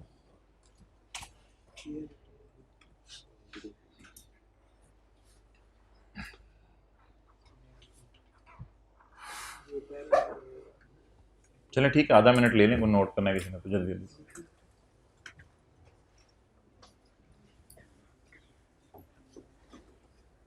अगर फाइनल अकाउंट के सवाल में ये आ जाए मिसाल के तौर पे 30 जून 16 वाला साल, तो क्या एंट्री करके आएंगे? Expense debit provision current liabilities में शो कराएंगे, प्रोविजन फॉर रिस्ट्रक्चरिंग, क्योंकि अगले महीने ही उनको पेमेंट कर देनी है आपने। इसको प्रोविजन क्यों कहेंगे? It is a liability of uncertain timing और अमाउंट। अनसर्टन टाइमिंग है ना, कोई एम्प्लॉय किसी दिन जा रहा होगा, किसी को किसी दिन दे रहे होंगे, किसी को किसी दिन दे रहे होंगे। अनसर्टन टाइमिंग और अमाउंट। कितने लोग कह रहे हैं कि बिल्कुल क्लियरली समझ आ रहा था सवाल पढ़ते हुए सब कुछ? बहुत इजी सवाल होता है, सिर्फ कॉन्सेप्ट्स बस लेते हैं, बड़ा क्लियरली चीजें समझ आ रही होती हैं, कोई ऐसी घुमाई फिराई नहीं होती जी। अब मुझे बता दें इसको फिर लिखेंगे कैसे। अब वो वाला पैरा भी लिखेंगे ना पहले, एक एक यहाँ पैरा 72 भी लिखेंगे ना। A constructive obligation to restructure arises for the year ended 30 June 2016 because the plan is announced formally on, चलो मैं देख लेता हूँ। The plan is formally announced on 10 December 15, thereby creating a valid expectation in the parties affected. That entity will carry out the restructuring. ठीक है जी। इसके बाद वैसे ये वाला आई कैप इतना लिख के नहीं आ रहा, ये वाली 2 लाइनें लिखनी चाहिए उससे, ये लिखता नहीं है इतनी। आई कैप लिखते हैं restructuring provision shall include the redundancy cost amounting to rupees इतने। इसकी लॉजिक नहीं देता, लेकिन इनकी आगे सारी लॉजिक्स देता है। However a restructuring does not include, कितनी है वो? ट्रेनिंग की है, रिलोकेटिंग की है? However, restructuring provision does not include the cost of retraining amounting to rupees, ये जरूर आई कैप लिखता है, because these expenditure relate to and are not a liabilities for restructuring. restructuring की liabilities नहीं है। और एक लाइन और हम लिख के आएंगे, नहीं पैरा 83 तो नहीं, 83 को 82, identifiable future operating losses from यकम July till closure of division. थोड़ी सी बीच में जरा मारते रहे ना बातें। फ्रॉम यकम July till closure amounting to rupees इतने are not included in provision. इसकी लॉजिक कोई नहीं, बस are not included in provision. इसकी लॉजिक ये है because these can be avoided. ICAP का सोल्यूशन पढ़ लें, कुछ हम कुछ और लिख के आ रहे हो पेपर में, कुछ और लिखो। ये आई कैप का वर्स्ट 3 सोल्यूशन है भाईजान, ये इस तरह का सोल्यूशन नहीं आता, ये तो पता नहीं किसी एग्जामिनर ने गलती से ये सोल्यूशन बना दिया था। अब तो बड़े अच्छे सोल्यूशन आ रहे हैं, ये तो बड़ा बहुत ही लो क्वालिटी का सोल्यूशन है। Neither provision not disclosure should be made at, ये वाला तो लाइन काफ़ी है, ये तो उतनी है। An entity has no detailed formal plan for the disposal and has not made any decision public, thus not arising any constructive or legal obligation. और दूसरे साल का जवाब क्या है? The provision should be recorded because the obligating event is the communication of plan, जो हमने para 72 से लिखा है, to the public which creates a the division will be. However, provision should only be recognized to the extent of IS 37 prohibit the recording of future operating losses and staff training। इसका मतलब है शायद इस तरह का भी आप जवाब लिखें तो आपको पूरे मार्क्स मिल जाएंगे, क्योंकि ये भी किसी अटेम्प्ट में एग्जामिनर नहीं लिखा हुआ है, लेकिन थोड़ा सा आपको ज़्यादा बताया जाएगा। जैसे बचपन के अंदर अलिफ को 5 दफ़ा खींचना होता है तो कारी साहब 8 दफ़ा खींचते हैं। अंदर जो है घर वाले परेशान हो रहे होते हैं कि इतनी लंबा खींच रही ताकि बच्चा 5 दफ़ा करे कम से कम। तो यही वजह है, थोड़ा सा आपको लेंथी बताया जा रहा है ताकि आपसे कम से कम आपको पता है आपने भी पेपर में शॉर्ट करना होता है थोड़ा सा। और कुछ चीज़ें ऐसी होती हैं जो टीचर ने ऑलरेडी किताब में शॉर्ट लिखी होती हैं, जब आप उनको शॉर्ट करके आते हैं तो ओके। बिस्मिल्लाहिर्रहमानिर्रहीम। ऑनरस कॉन्ट्रैक्ट, सबसे मज़े की बात, जिस तरह ये इसको ऊपर कर दें, स्लो फिलहाल बंद कर देंगे 2 मिनट। Onerous contract. अगले समय पे आ जाए। नया concept, you made a contract with rice principal. आप राइस कॉलेज के प्रिंसिपल साहब के पास गए, सर नवीर अंसारी, मैं आपसे जो है वो मुलाकात करने आया हूं, that I will provide cleaning services. ये जमादारी वाला काम ना यार, आपने बंदे रखने हैं। हाँ, ये खुद तो नहीं जाके आपने उधर झाड़ू मार रहे हो ना, खुदा का खौफ करें। तो समझते जाए, ये सबसे मजे का और आसान कॉन्सेप्ट है। You made a contract with principal साहब that I will provide cleaning service. Sir सफाई मेरी तरफ से, अल्लाह का शुक्र है सफाया नहीं करूंगा। मेरा नाम खुरम है, जो नाम है एतमाद का, खुरम सफाई वाले मशहूर हैं। तो आपने परेशान नहीं होना, बंदे मेरी तरफ से आएंगे। जिस तरह सिक्योरिटी वाले होते हैं, अब ये सिक्योरिटी गार्ड अक्सर जो होते हैं वो कॉलेज ने तो नहीं रखे होते, वो किसी सिक्योरिटी कंपनी ने रखे होते हैं। तो आपने ना एक कंपनी बना ली जिसमें आप जमादार हायर करते हैं और आप जगह जगह जाके क्या देते हैं, क्लीनिंग सर्विसेज देते हैं, क्लीनिंग सर्विसेज देते हैं। तो you made a contract with principal साहब डेट मैं क्लीनिंग सर्विसेज सर मेरी तरफ से इन कॉलेज। प्रिंसिपल साहब ने कहा ठीक है भाईजान, सालाना ₹1,00,000 तय कर लेते हैं। बहुत पुराना कोई सवाल होगा, सालाना ₹1,00,000 तय कर लेते हैं, तो ₹1,00,000 जो है वो मैं तुम्हें दे दिया करूंगा। कौन किसको कितने पैसे देगा? प्रिंसिपल आपको, आपको यू से मुराद आपका अपना नाम है। प्रिंसिपल आपको पैसे देंगे कितने? लाख। और आप किसको पैसे देंगे? जमादारों को। आप किसको पैसे देंगे? जमादारों को। अब तीन पार्टीज वो नहीं जो रीइंबर्समेंट और वो वाली हैं, वो तीन पार्टीज नहीं। अच्छा, अब एक तो मोहतरम है सेलर ऑफ सर्विसेज और एक है बायर ऑफ सर्विसेज। ठीक है जी, सेलर ऑफ सर्विसेज आप हैं यू, और बायर ऑफ सर्विसेज कॉलेज है। डन जी, आप हैं और आपने इनसे पैसे लेने हैं। ये आपका होगा पाया, यानी जो पैसे आपको आए। और इस पाने के लिए आपको पता है जिंदगी में कभी कभी ईद की छुट्टियां भी खोनी पड़ती हैं। बहुत कुछ पाने के लिए बहुत कुछ खोना पड़ता है। तो इस पाने के लिए, यानी कॉलेज से पैसे लेने के लिए, आपको सड़क पे जाके मुख्तलिफ बंदों को कहना पड़ेगा कि तुम हुकूमत की बिहाफ पे इधर झाड़ू लगा रहे हो तो मेरे पास आ जाओ। तो लगा रहे होते हैं ना हुकूमत के बिहाफ पे भी झाड़ू, इधर ही बरकत मार्केट के पास दे रही। तो आपने उन बंदों को हायर कर लिया। अब आपके दो किस्म के खर्चे होने हैं। नंबर 1 क्लीनिंग मटेरियल, स्वीप लाल कलर का डाल दें और सब साफ हो जाए। स्वीप खरीदेंगे, वाइपर खरीदेंगे, पोचियां खरीद, और पता नहीं क्या क्या चीजें आप खरीदना शुरू करेंगे, खरीदते और बंदों को हायर करेंगे, और बंदों को हायर करके जो है वो आप उनको तनख्वाहें देना शुरू करेंगे। और आना सिर्फ लाख है। आना क्या है? Lakh. When you came home, अल्लाह का शुक्र है सारे घर आते हैं। वेन यू केम होम, जब आप घर आए, यू एस्टिमेटेड योर कॉस्ट्स। आपने कहा बंदे भी रखने हैं, वाइपर भी खरीदने हैं, ये भी करना है, वो भी करना है। अम्मी ने कहा बेटा क्या हुआ है? अम्मी बंदे ही 90,000 मांग रहे हैं, और वाइपर, क्लीनिंग मटेरियल और जबर वो सारी चीजें मिला। अम्मी मैं गया। बेटा ठहर जा। अम्मी मैं गया अम्मी। तो मेरा तो खर्चा कितना हो जाना है? मिलना कितना है? और नुकसान नहीं, खर्चा कितना होना है? 160। तो मिलने लाख और खर्चा कितना होना है? 160। सही कॉन्ट्रैक्ट पकड़ा या गलत कॉन्ट्रैक्ट पकड़ा है? इसकी एक और मिसाल चले आपको देता हूं। आप ताजा सीए कर रहे हैं, आपको एक दिमाग के अंदर मसला आया, आपने क्या कहा? आपने कहा यार मैं कमाना शुरू करता हूं। तो आप जो है वो किसी जनरल स्टोर पे चले गए और उसको जाके कहा यार आपकी अकाउंटिंग मैं कर देता हूं। और वो वाली अकाउंटिंग आपको पता है आप कर भी सकते हैं। कोई परचेज और सेल हो रही होती है इनके दिन में, कोई है दुकान है, उसकी डेप्रिसिएशन वगैरह होगी चीज़ों की। तो ये सादा सी अकाउंटिंग आप किसी भी दुकान की कर सकते हैं। तो इस काबिल तो आप हैं, FR2 पढ़ रहे हैं, ठीक है। उधर कौन सी डिसमेंटलिंग है और ये चीज़ें होनी है सारी, जिनकी आपने प्रोविजनें कैलकुलेट करनी है, डेटर की प्रोविजनें कैलकुलेट करनी है, और सारा कैश सेल पे काम कर रहे होते हैं तकरीबन। तो वो सारा आप लोगों ने उससे कैलकुलेशंस आपने करने को कहा। लेकिन जब आपने देखा ना कि स्टोर बहुत बड़ा है, तो आपने उससे कहा यार मुझे 3 लाख रुपया दे देना सालाना, तो आपकी अकाउंटिंग मैं कर दिया करूंगा। अब इधर आके आपने सोचा कि अपने 3-4 दोस्तों को पकड़ता हूं और 3-4 दोस्तों को पकड़ के आपने कहा यार ये काम करो। अब आपके 4 दोस्तों ने आपसे लाख लाख रुपया मांग लिया, यार पूरा साल 2 घंटे में दिया करूंगा, लाख लाख रुपया तो मुझे दे दे। अब आप दीवाना वार घूम रहे हैं इधर उधर, आपको और कोई नहीं मिल रहा। अब 4 बंदे मिले हैं आपको जिनको आपने लाख लाख देना है।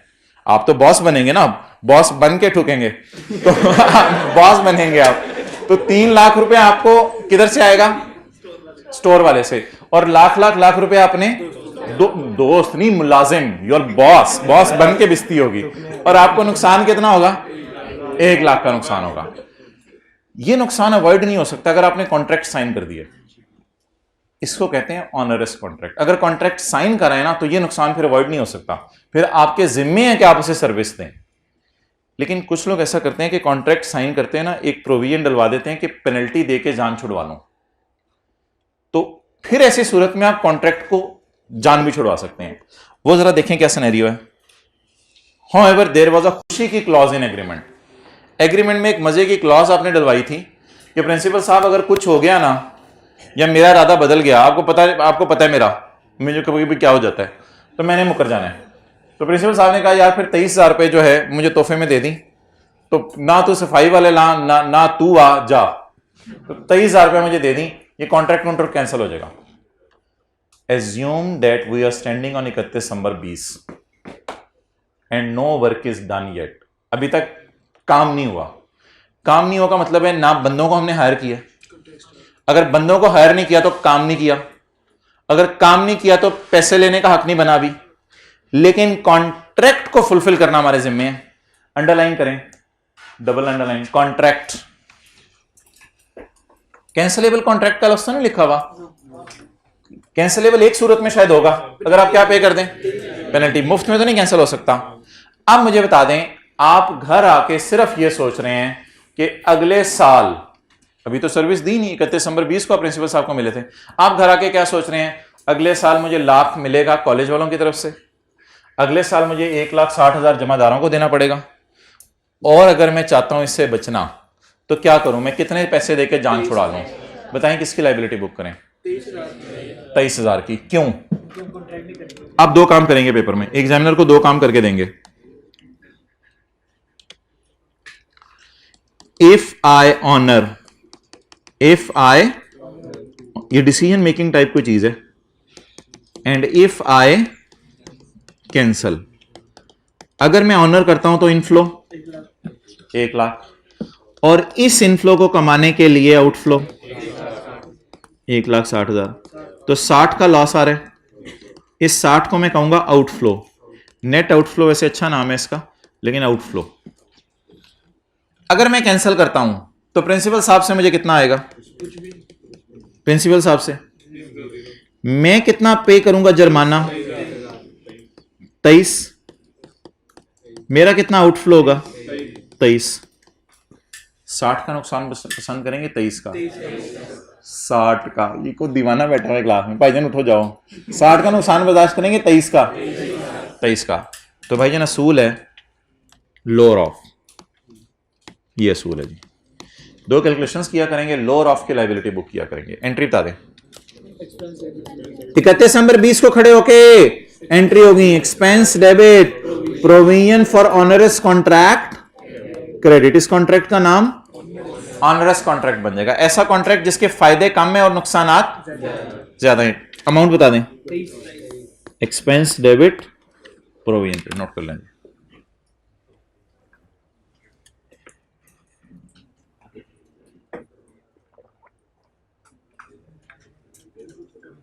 क्या हुआ है? बंद कर दी एसी या बंद करवाने? करवाने हैं। आप ना आगे आ जाओ, इधर आ जाओ। हुआ भाई, आ जाओ आगे, आ जाओ। नहीं मैं कुछ नहीं कहूंगा, मैंने क्या कहना है यार। भाई आप लाके दे दें। आगे और कुछ, किसी ने और कुछ बात करनी? तो कितने जा रहे हैं?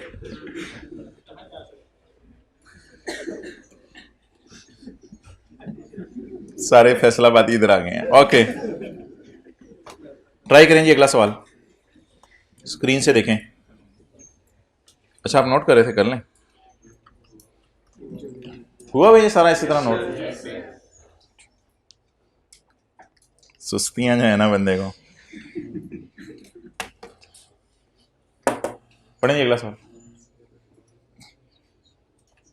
सॉल्यूशन मैंने छुपा दिया,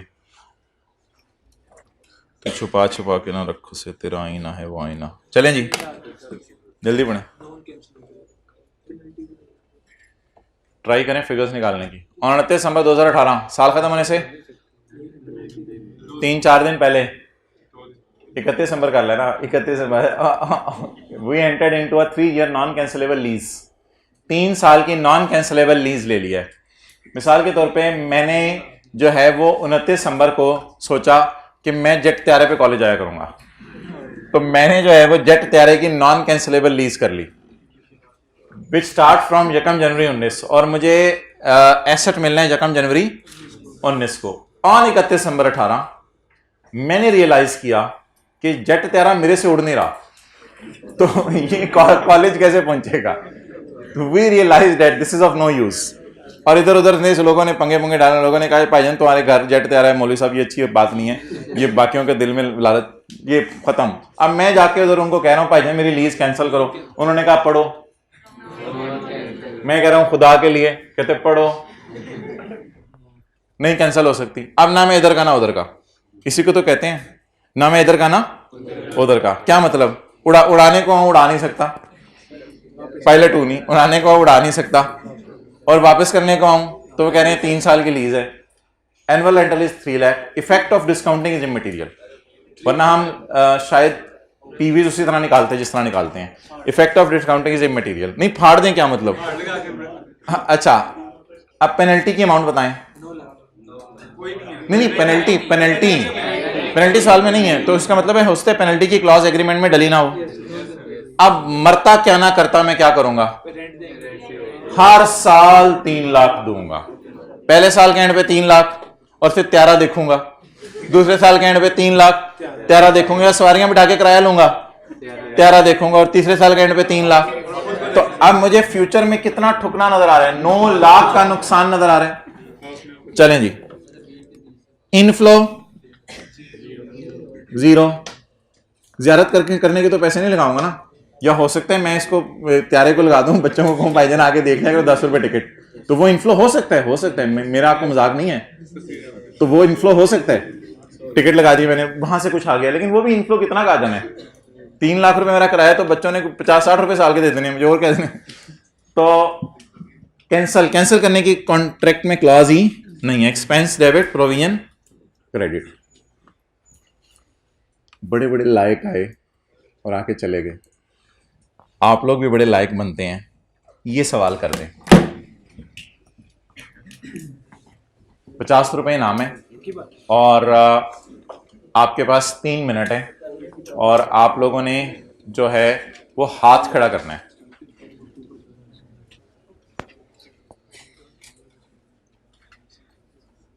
जनरल एंट्री कर दें जल्दी से,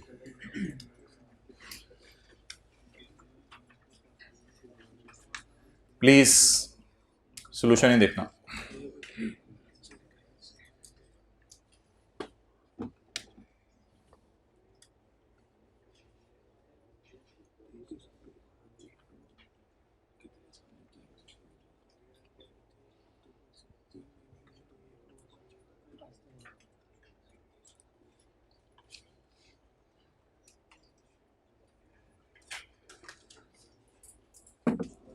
अब्दुल्ला ऊपर वाली क्लास में पहुंचे, सेकंड फ्लोर पे, जेब में 2-3 50 रुपए के नोट रख के सेकंड फ्लोर क्लास में पहुंचे। 50 रुपए का मतलब समझ लें, इधर देख लें, ये टाइम काउंट नहीं होगा 3 मिनट में। चलें,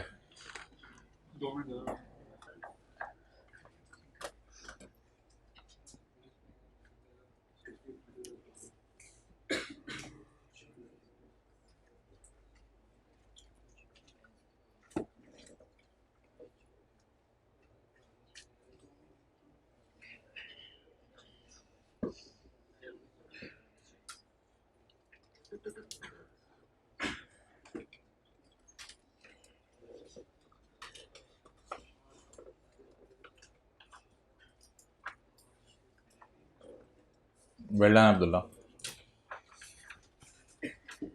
अब्दुल्ला दरमियान में आके खड़े हो जाए बोर्ड के पास। 50 रुपए के नोट ना निकाल लें एक दो, जरा बच्चों को दिखाएं।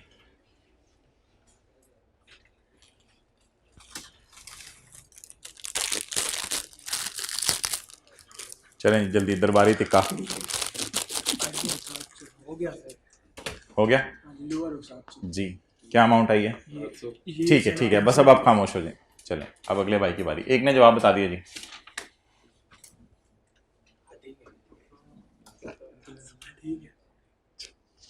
आगे यार, एक्सेलेंट। चलें जल्दी ट्राई करें बाकी।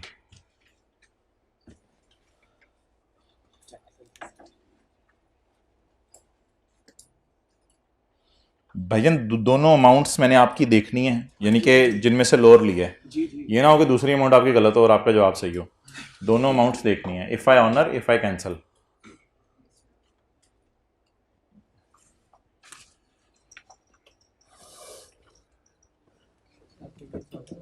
जी दूसरे साहब दोनों ठीक है।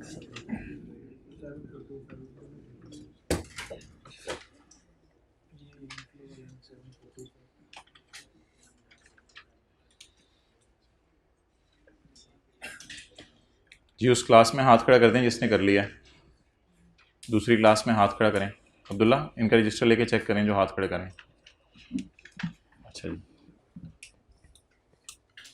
इधर वाले हजरात खड़े हो जाएं जिन्होंने कर लिया। चलो ठीक है, फिगर्स दिखा दो मुझे बस। ठीक है, टाइम ओवर हो गया। ऊपर आवाज़ पहुंचते हुए टाइम लगता है उनको 1 मिनट, आधा मिनट हो रहा है। ठीक है, गुड, वेल डन।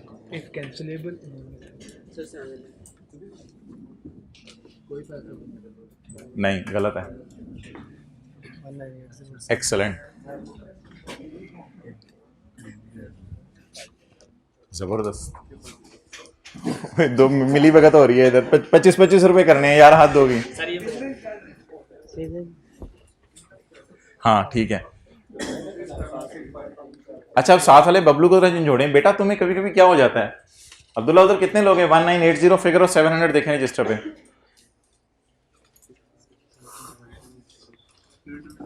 ये खुद मैं आके इनाम दूंगा अब्दुल्ला, आपने नहीं भी बांटने।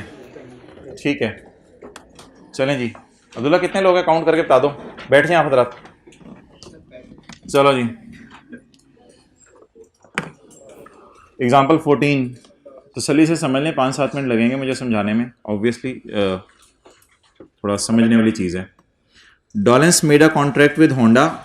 एक बार याद रखिएगा, आपने ना ऑनरेस कॉन्ट्रैक्ट में फ्यूचर को देखना है। जो हो गया ना वो तो मेरे ख्याल से लॉस या प्रॉफिट है, बुक हो गया होगा।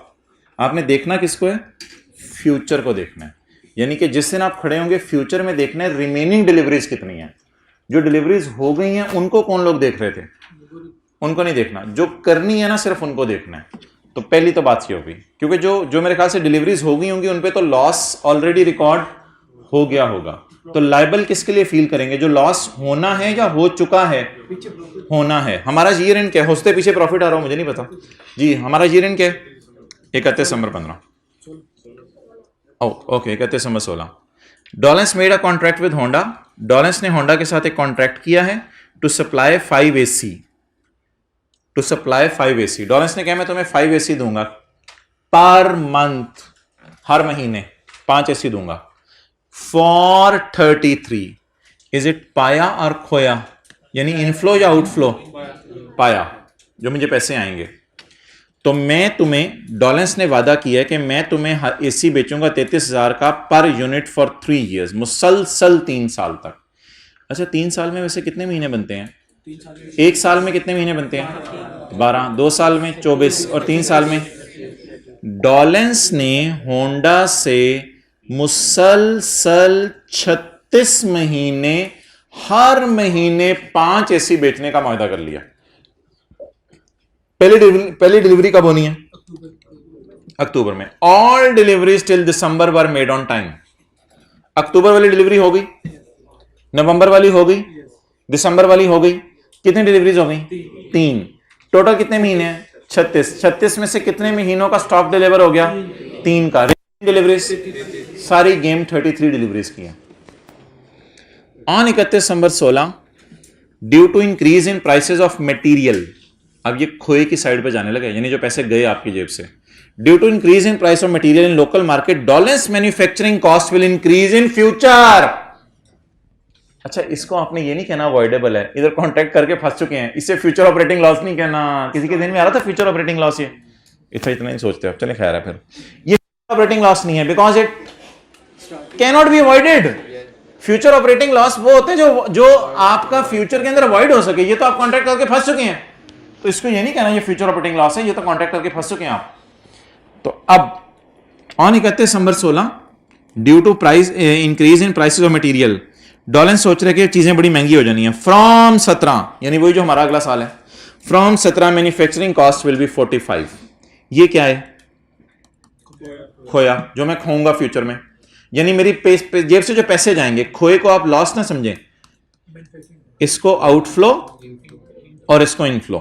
There was a clause in the contract, clause को फारक करें, अभी सबर करें। मैं कहां खड़ा हूं? 31 दिसंबर 16 में कौन सी डिलीवरी हो गई है? अक्टूबर की हो गई है, नवंबर की हो गई है डिलीवरी, दिसंबर की हो गई है, बाकी डिलीवरीज कितनी पड़ी हैं? 33। तो यहां खड़े होकर मैं क्या सोचूं, कितने महीने तक मैंने पैसे देते रहना है? बोले बोले, कितने महीने तक मैंने चीजें बेचती रहना है?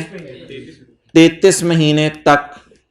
और मुझे पैसे आएंगे कितने? इनफ्लो 33 महीने तक 5 एसीओं के कितने? 33,000। यह तकरीबन कोई 700-800 रुपए ले आओ। अच्छा, और आउटफ्लो 33 इंटू 5 एसी, ये पैसे बढ़ते रहेंगे जैसे जैसे ईद करीब आ रही है। हो सकता है कल 60 रुपए हो। अच्छा, 33 इंटू 10 रुपए के लिए मैं क्लास में हूँ, इस तरह ना सोचा करें। 33 into 5 AC into into into into 45,000, 45,000 जी। बड़ी सी फिगर आएगी कोई? 544 रुपीज इन 1000 में मैंने कर लिया। 7425 1980 जी। बता दें, अगर मैं ऑनर करूं कॉन्ट्रैक्ट तो फ्यूचर में कितना नुकसान है? 1980। और अगर मैं ऑनर ना करूं बल्कि कैंसल कर दूं तो फ्यूचर में कितना नुकसान है? 700। क्या पसंद करेंगे? बने नहीं, अक्टूबर नवंबर दिसंबर की जो हो चुकी है ना, आप कैंसल फ्यूचर। तो 33 महीने अगर मैं जान छुड़ाना चाहता हूं, 33 महीने चीजें बनाऊं फिर बेचूं पागलों की तरह, उसकी जगह मैं कितने पे कर सकता हूं? 700। जैसे भी कर सकते, हाँ हाँ वो भी कर सकते, नेट लॉस में 1980 आना चाहिए बस। तो एक्सपेंस डेबिट, कुछ लोगों ने इन दोनों का डिफरेंस लेके डायरेक्ट 33/5 कर दिया, डेट इज ऑल्सो एक्सेप्टेबल। अच्छा, अब गलतियां बताएं क्या क्या कर रहे थे? 33 नहीं लिया था, कितना लिया था? अच्छा, 1 महीने का नुकसान निकाला था, चलें ठीक है। और कोई गलती की हो? 5 एसी से मल्टीप्लाई नहीं किया था। और कोई ये भी कह दे मैंने शुरू ही नहीं किया था, प्लीज। कोई ऐसे भी होते हैं ना, बन जाया करें मैंने शुरू ही नहीं किया था। एक भाई 2 फखर से तारे हम हैं, शुरू ही नहीं किया था हमने। ओके चलें जी, ओके जी। अच्छा, ये कॉन्सेप्ट अब पेज 232 पर ये पढ़ लिया या रह गया है? ये पढ़ लिया या रह गया है? भाईजान ये तकरीबन आखिरी कॉन्सेप्ट है, इसके बाद वारंटी है कल। ये कॉन्सेप्ट पढ़ लिया या रह गया है? पढ़ लिया है। कौन सा? Future operating. ऑनरेस कॉन्ट्रैक्ट हमारा खत्म हो गया है। ऑनरेस कॉन्ट्रैक्ट का कंक्लूजन क्या निकला है? ऑनरेस कॉन्ट्रैक्ट का कोई अंग्रेजी लिखनी आ गई खुदा ना खास्ता, तो इसमें से ना मेन चीजें मैं आपको हाईलाइट करा देता हूं। मेन चीजें घर में जाके स्टैंडर्ड में भी हाईलाइट कर लीजिएगा।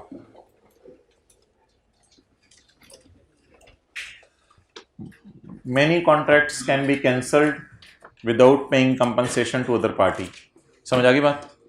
कहते हैं आमतौर पे तो कॉन्ट्रैक्ट कैंसिल हो जाते हैं पेनल्टी दिए बगैर, and therefore there is no obligation. वो तो ऑनरेस बेचारे क्या होने हैं, उसमें तो पेनल्टी भी नहीं देनी, बस कैंसिल करो। आपने किसी से बात की यार, उसने कहा चल यार छोड़, चीज़ें नहीं बेचनी ना बेच, कोई नहीं। प्रिंसिपल साहब से आपने जाकर कहा सॉरी सर मेरे से गलती हो गई थी, वो 1 लाख रुपए वाला मैंने आपसे मुआहदा पकड़ लिया, माजरत। प्रिंसिपल साहब ने कहा जाओ यार बेटा कोई मसला नहीं। तो ये तो ऑनरेस है ही नहीं, फिर ना पेनल्टी देनी है ना ऑनर करना है।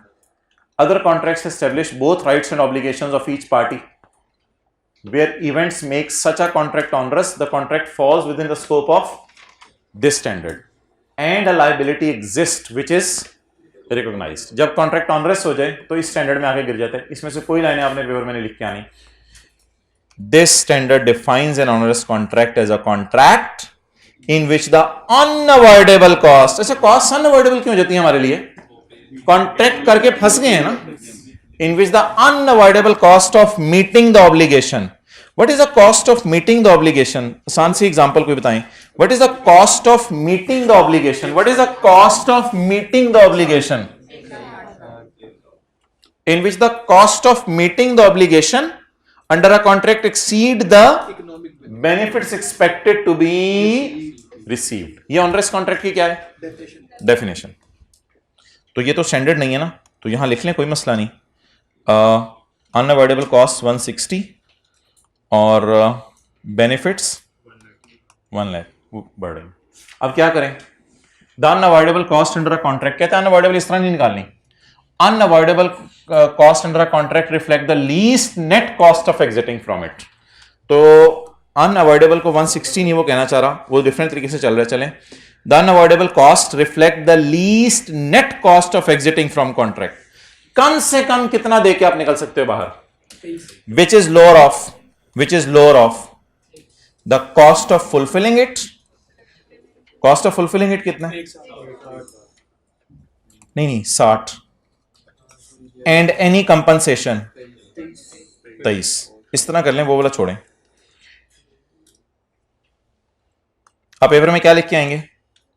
These are the unavoidable cost under a which reflect the least net cost of exiting from contract, which is lower of fulfilling it and compensation or penalties। अच्छा, आई के वैसे स्काई ब्लू वाली line लिखता है बस solutions में, ऊपर नीचे आगे पीछे कुछ भी नहीं लिखता, बस स्काई ब्लू वाली लाइन आई के अपने ज्यादा लिखी होती है सॉल्यूशन में। The provision for onerous contract should be recorded at lower of the cost of fulfilling it and any compensation और पेनल्टीज। यार आप लोग एक चीज अब भूल रहे होंगे सारे, मुझे 100% यकीन है कि ये सारी प्रोविजंस है ना, तो 3 बातें तो हर सवाल में आपको खुद मेरे से पूछनी चाहिए थी। पास्ट इवेंट क्या है, और प्रोबेबल आउटफ्लो है, और रिलायबल एस्टीमेट। पास्ट इवेंट्स क्या है जो सुबह से हम लगे हुए हैं? ऑनरेस कॉन्ट्रैक्ट, इसमें क्या था? पास्ट इवेंट नहीं, कॉन्ट्रैक्ट का लेना कहाँ, अनाउंसमेंट था इसमें पास्ट इवेंट। इसमें कौन सा पास्ट इवेंट था? अनाउंसमेंट। और इधर कौन सा पास्ट इवेंट है? कॉन्ट्रैक्ट कर लेना। और रिलायबल एस्टीमेट का डाटा तो अल्लाह का शुक्र है सवाल में दिया हुआ था, और पेमेंट भी प्रोबेबल आउटफ्लो है क्योंकि अगले बंदों से कॉन्ट्रैक्ट करके हम फंस चुके हैं। तो वो तीनों शराइत तो अपनी जगह हैं हर सवाल के लिए। Provision will be recorded when 3 conditions are met. ये तो प्रोविजन के बेसिक रूल्स हैं। ये जो हम अब आज और कल कर रहे हैं ये प्रोविजन के बेसिक रूल हैं, जो उनकी शाखें हैं, ये उनकी शाखें करने की कोशिश कर रहे हैं। अच्छा जी, आखिरी कॉन्सेप्ट क्या है यार हमारा? फ्यूचर और नहीं, वारंटी वाला नहीं करना, आज नया कॉन्सेप्ट नहीं करना। आखिरी कॉन्सेप्ट क्या है हमारा? दोबारा क्यों आ रहा है ये? दोबारा क्यों आ रहा है? हमने तो पढ़ लिया है, provision shall not be recorded for future operating loss. हमने एक दफा पहले भी तो पढ़ा है, रिस्ट्रक्चरिंग में पढ़ा है ना। अच्छा, कोई ऐसा बिजनेस भी हो सकता है जिसमें रिस्ट्रक्चरिंग ना हो और फ्यूचर में ऑपरेटिंग लॉस आ जाए? कोई ऐसा बिजनेस भी हो सकता है जिसमें रिस्ट्रक्चरिंग वगैरह ना होनी हो, फिर भी फ्यूचर में ऑपरेटिंग लॉस आ जाए? देखें इधर, देखें इधर, नेस्ले वाले हैं, वो कहते हैं हमारी जान चली जाएगी, हम जूस को बनाना बंद नहीं करेंगे। हमारी जान चली जाएगी, जूस को बनाना बंद नहीं करेंगे, बस एक नाम हमारा जूस की वजह से बना हुआ है, हम बेचते रहेंगे। किसी ने कहा यार अगले साल मांजो मैंगो बड़ा महंगा हो रहा है, उन्होंने कहा हम कौन सा मैंगो डालते हैं, सॉरी, अच्छा रिकॉर्डिंग तो नहीं होती। अच्छा, तो अब नेस्ले वालों को किसी ने कहा कि यार अगले साल मैंगो बड़ा महंगा हो रहा है, तो तुम लोग कोई हया करो, यहां पे खड़े हो नेस्ले वालों, I have not made any announcement to close the Manjo juice. Manjo juice close करने की मैंने कोई अनाउंसमेंट नहीं की. Is it a restructuring type scenario या नॉर्मल बिजनेस है कोई? तो नॉर्मल बिजनेस के लिए भी तो फ्यूचर ऑपरेटिंग लॉस जरा मुझे पढ़ाने दें. फीस दी हुई आपने. नॉर्मल बिजनेस के लिए भी तो फ्यूचर ऑपरेटिंग लॉस हो सकता है. तो मुझे यहां खड़े होकर किसी ने बताया, नेस्ले वालों ने, कि यार जूस का डिवीजन ना अगले साल आपने कितने जूस के डब्बे बनाने हैं. हमने कहा बेस्ड ऑन पास्ट एक्सपीरियंस कम से कम 7 लाख डब्बे तो मैं बनाऊंगा जूस के. 7 लाख डब्बे तो मैं इंशाल्लाह प्रोड्यूस करूंगा. पड़े हुए अगर वो सस्ते बिकने, वो मैं बात नहीं कर रहा, वो कह एनआरवी लॉस टाइप चीज होगी. तो यहां खड़े होकर मुझे फ्यूचर में क्या नजर आ रहा है? 7 लाख डब्बे बनाऊंगा, बनाकर बेचूंगा, और मेरा कोई इरादा नहीं इस डिवीजन को क्लोज करने का. तो आपने नेस्ले वालों को मशवरा दिया, यार इसकी लायबिलिटी बुक कर लो. ये 7 लाख डब्बे जो हैं इनकी लायबिलिटी बुक कर लो. क्या सेल करने हैं आपने 70 के, और आपकी कॉस्ट आनी है इन पे 72, तो 2 रुपए जरब 7 लाख डब्बे, इसकी लायबिलिटी बुक कर लो. बोले लायबिलिटी बुक होगी? ये लॉस अवॉइड हो सकता है. लेकिन अगर किसी से कॉन्ट्रैक्ट कर लिया 7 लाख डब्बे बेचने का, और वो कॉन्ट्रैक्ट बाइंडिंग है, और वो 7 लाख डब्बे बेचने ही बेचने हैं, फिर ये क्या बन जाएगा? फ्यूचर ऑपरेटिंग लॉस या ऑनरेस? थोड़ा समझ आ रहा है चीजों में फर्क? फ्यूचर ऑपरेटिंग लॉस और ऑनरेस कॉन्ट्रैक्ट में जल्दी बताएं. फ्यूचर ऑपरेटिंग लॉस और ऑनरेस कॉन्ट्रैक्ट में बारीक सा फर्क समझ आया? नेस्ले वाले अगले साल, अच्छा मुझे ये बताएं, आपसे कॉलेज वालों ने कोई माहिदा किया हुआ कि अगले सेशन में पढ़ाएंगे आपको? कोई माहिदा किया हुआ है? कोई आपने फीस जमा करा दी और कोई एग्रीमेंट साइन हो गया, कोई माहिदा किया हुआ है? अब अगर कॉलेज वालों को खड़े होकर आप कहते हैं जी अगले सेशन में मुझे लग रहा है आपको लॉस आना है, is it a future operating loss or is it an onerous contract? और अगर कॉलेज वाले अगले सेशन की आपसे एडवांस फीस पकड़ के आपसे वादा कर चुके हैं कि अगला सेशन हम आपको इस टीचर से पढ़वाएंगे, उसके बाद आप कॉलेज वालों को जाके बताएं कि मोहतरम ये बिजली के बिल बढ़ रहे हैं, बिल्डिंग का किराया बढ़ने लगा है, और ये फलाने खर्चे होने लगे हैं आपके, खुदा के लिए तैयार हो जाओ अगले 6 महीने में, मुझे पता है आपके साथ क्या होनी है. Is it a future operating loss or is it an onerous contract? बिल्कुल क्रिस्टल क्लियर हो गया फर्क ऑनरेस कॉन्ट्रैक्ट में और future operating loss. Can be because there is no binding sales contract. However if there is a contract then it is not future operating loss. ये जो अभी मिसाल की है मैंने डॉलर्स वाली, why it is not avoidable? Why it is not avoidable?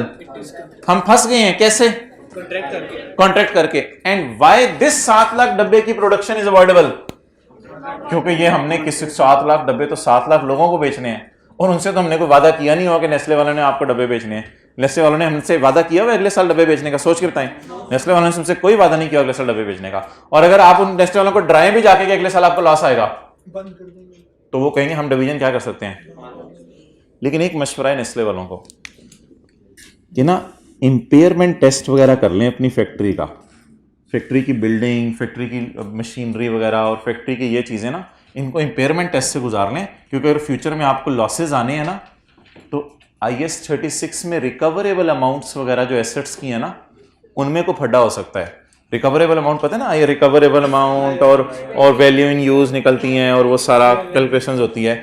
तो ये एक इंडिकेशन है कि आपको इंपेयरमेंट लॉस आ सकता है. लेकिन फ्यूचर ऑपरेटिंग लॉस के लिए you are not feeling liable towards anyone. अब होमवर्क आज का कोई नहीं है, बिकॉज ये जो आज दूसरी हमारी क्लास होगी, तो इस वजह से होमवर्क कोई नहीं है. और वो जो सवाल मैं कहूँगा वो भी क्लास में ही करना पड़ेगा, वो आपको होमवर्क में जाके दोबारा नहीं करना पड़ेगा. अच्छा इधर देख लें, अंग्रेजी पढ़ लें.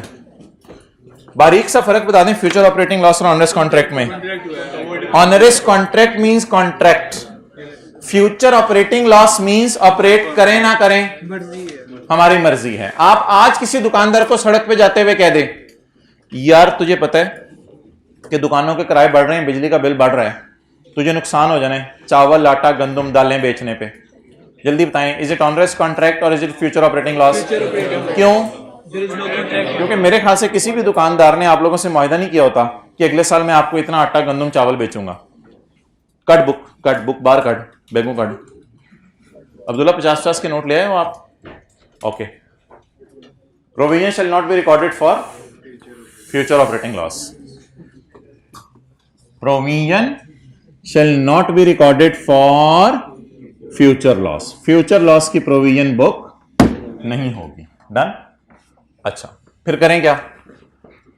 Future operating loss do not meet the definition of liability. Future operating loss liability की डेफिनेशन को मीट नहीं करता. और प्रोविजन के क्राइटेरिया जो 14 पैरा 14 में वो क्राइटेरिया लिखा हुआ है, past event, probable outflow, reliable estimate. तो कहता है ये कुछ भी नहीं है. चलें ये लाइन तो छोड़ें, ये लाइन आप इतनी सी लिखाइएगा. अगर पेपर में कभी आ गया ना तो ये लाइन इतनी सी लिखाइएगा. फ्यूचर ऑपरेटिंग लॉस की प्रोविजन नहीं होती और future operating loss do not meet the definition of liability. अभी मैं आपको डायग्राम बनाने दूंगा. इधर 65 वाली लाइन बता दें जो अक्सर बच्चे इसमें मिस कराते हैं और आईकैप के सॉल्यूशन में जरूर लिखी होती है. An expectation of future operating is an indication that certain assets of the operation, operation क्या मतलब? जो जूस वाले operations, may be an entity test those assets for impairment under IAS 36. तो ये जगह है ना, यहाँ पे आप ना ये बनाएं और बता दें 14 लाख की एंट्री. सर 14 लाख कहां से आ गया? 14 लाख कहां से आ गया? 2000 अब 7 लाख की journal entry, no journal entry. क्योंकि आपको नेस्ले का बिजनेस पता है, उन्होंने हमारे से मुआहदे नहीं किए हुए जूस के डब्बे बेचने के. No journal entry. 2000 अब 7 lakh. This is future operating loss. Conclusion, no provision and test impairment. Impairment test से इनको गुजारें.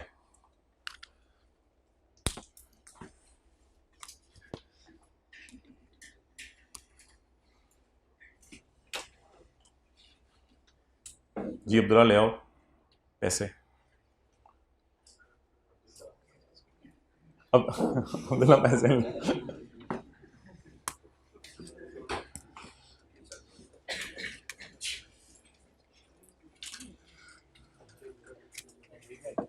ठीक है जी, इंशाल्लाह 3:15 बजे मिलते हैं. कौन कौन था?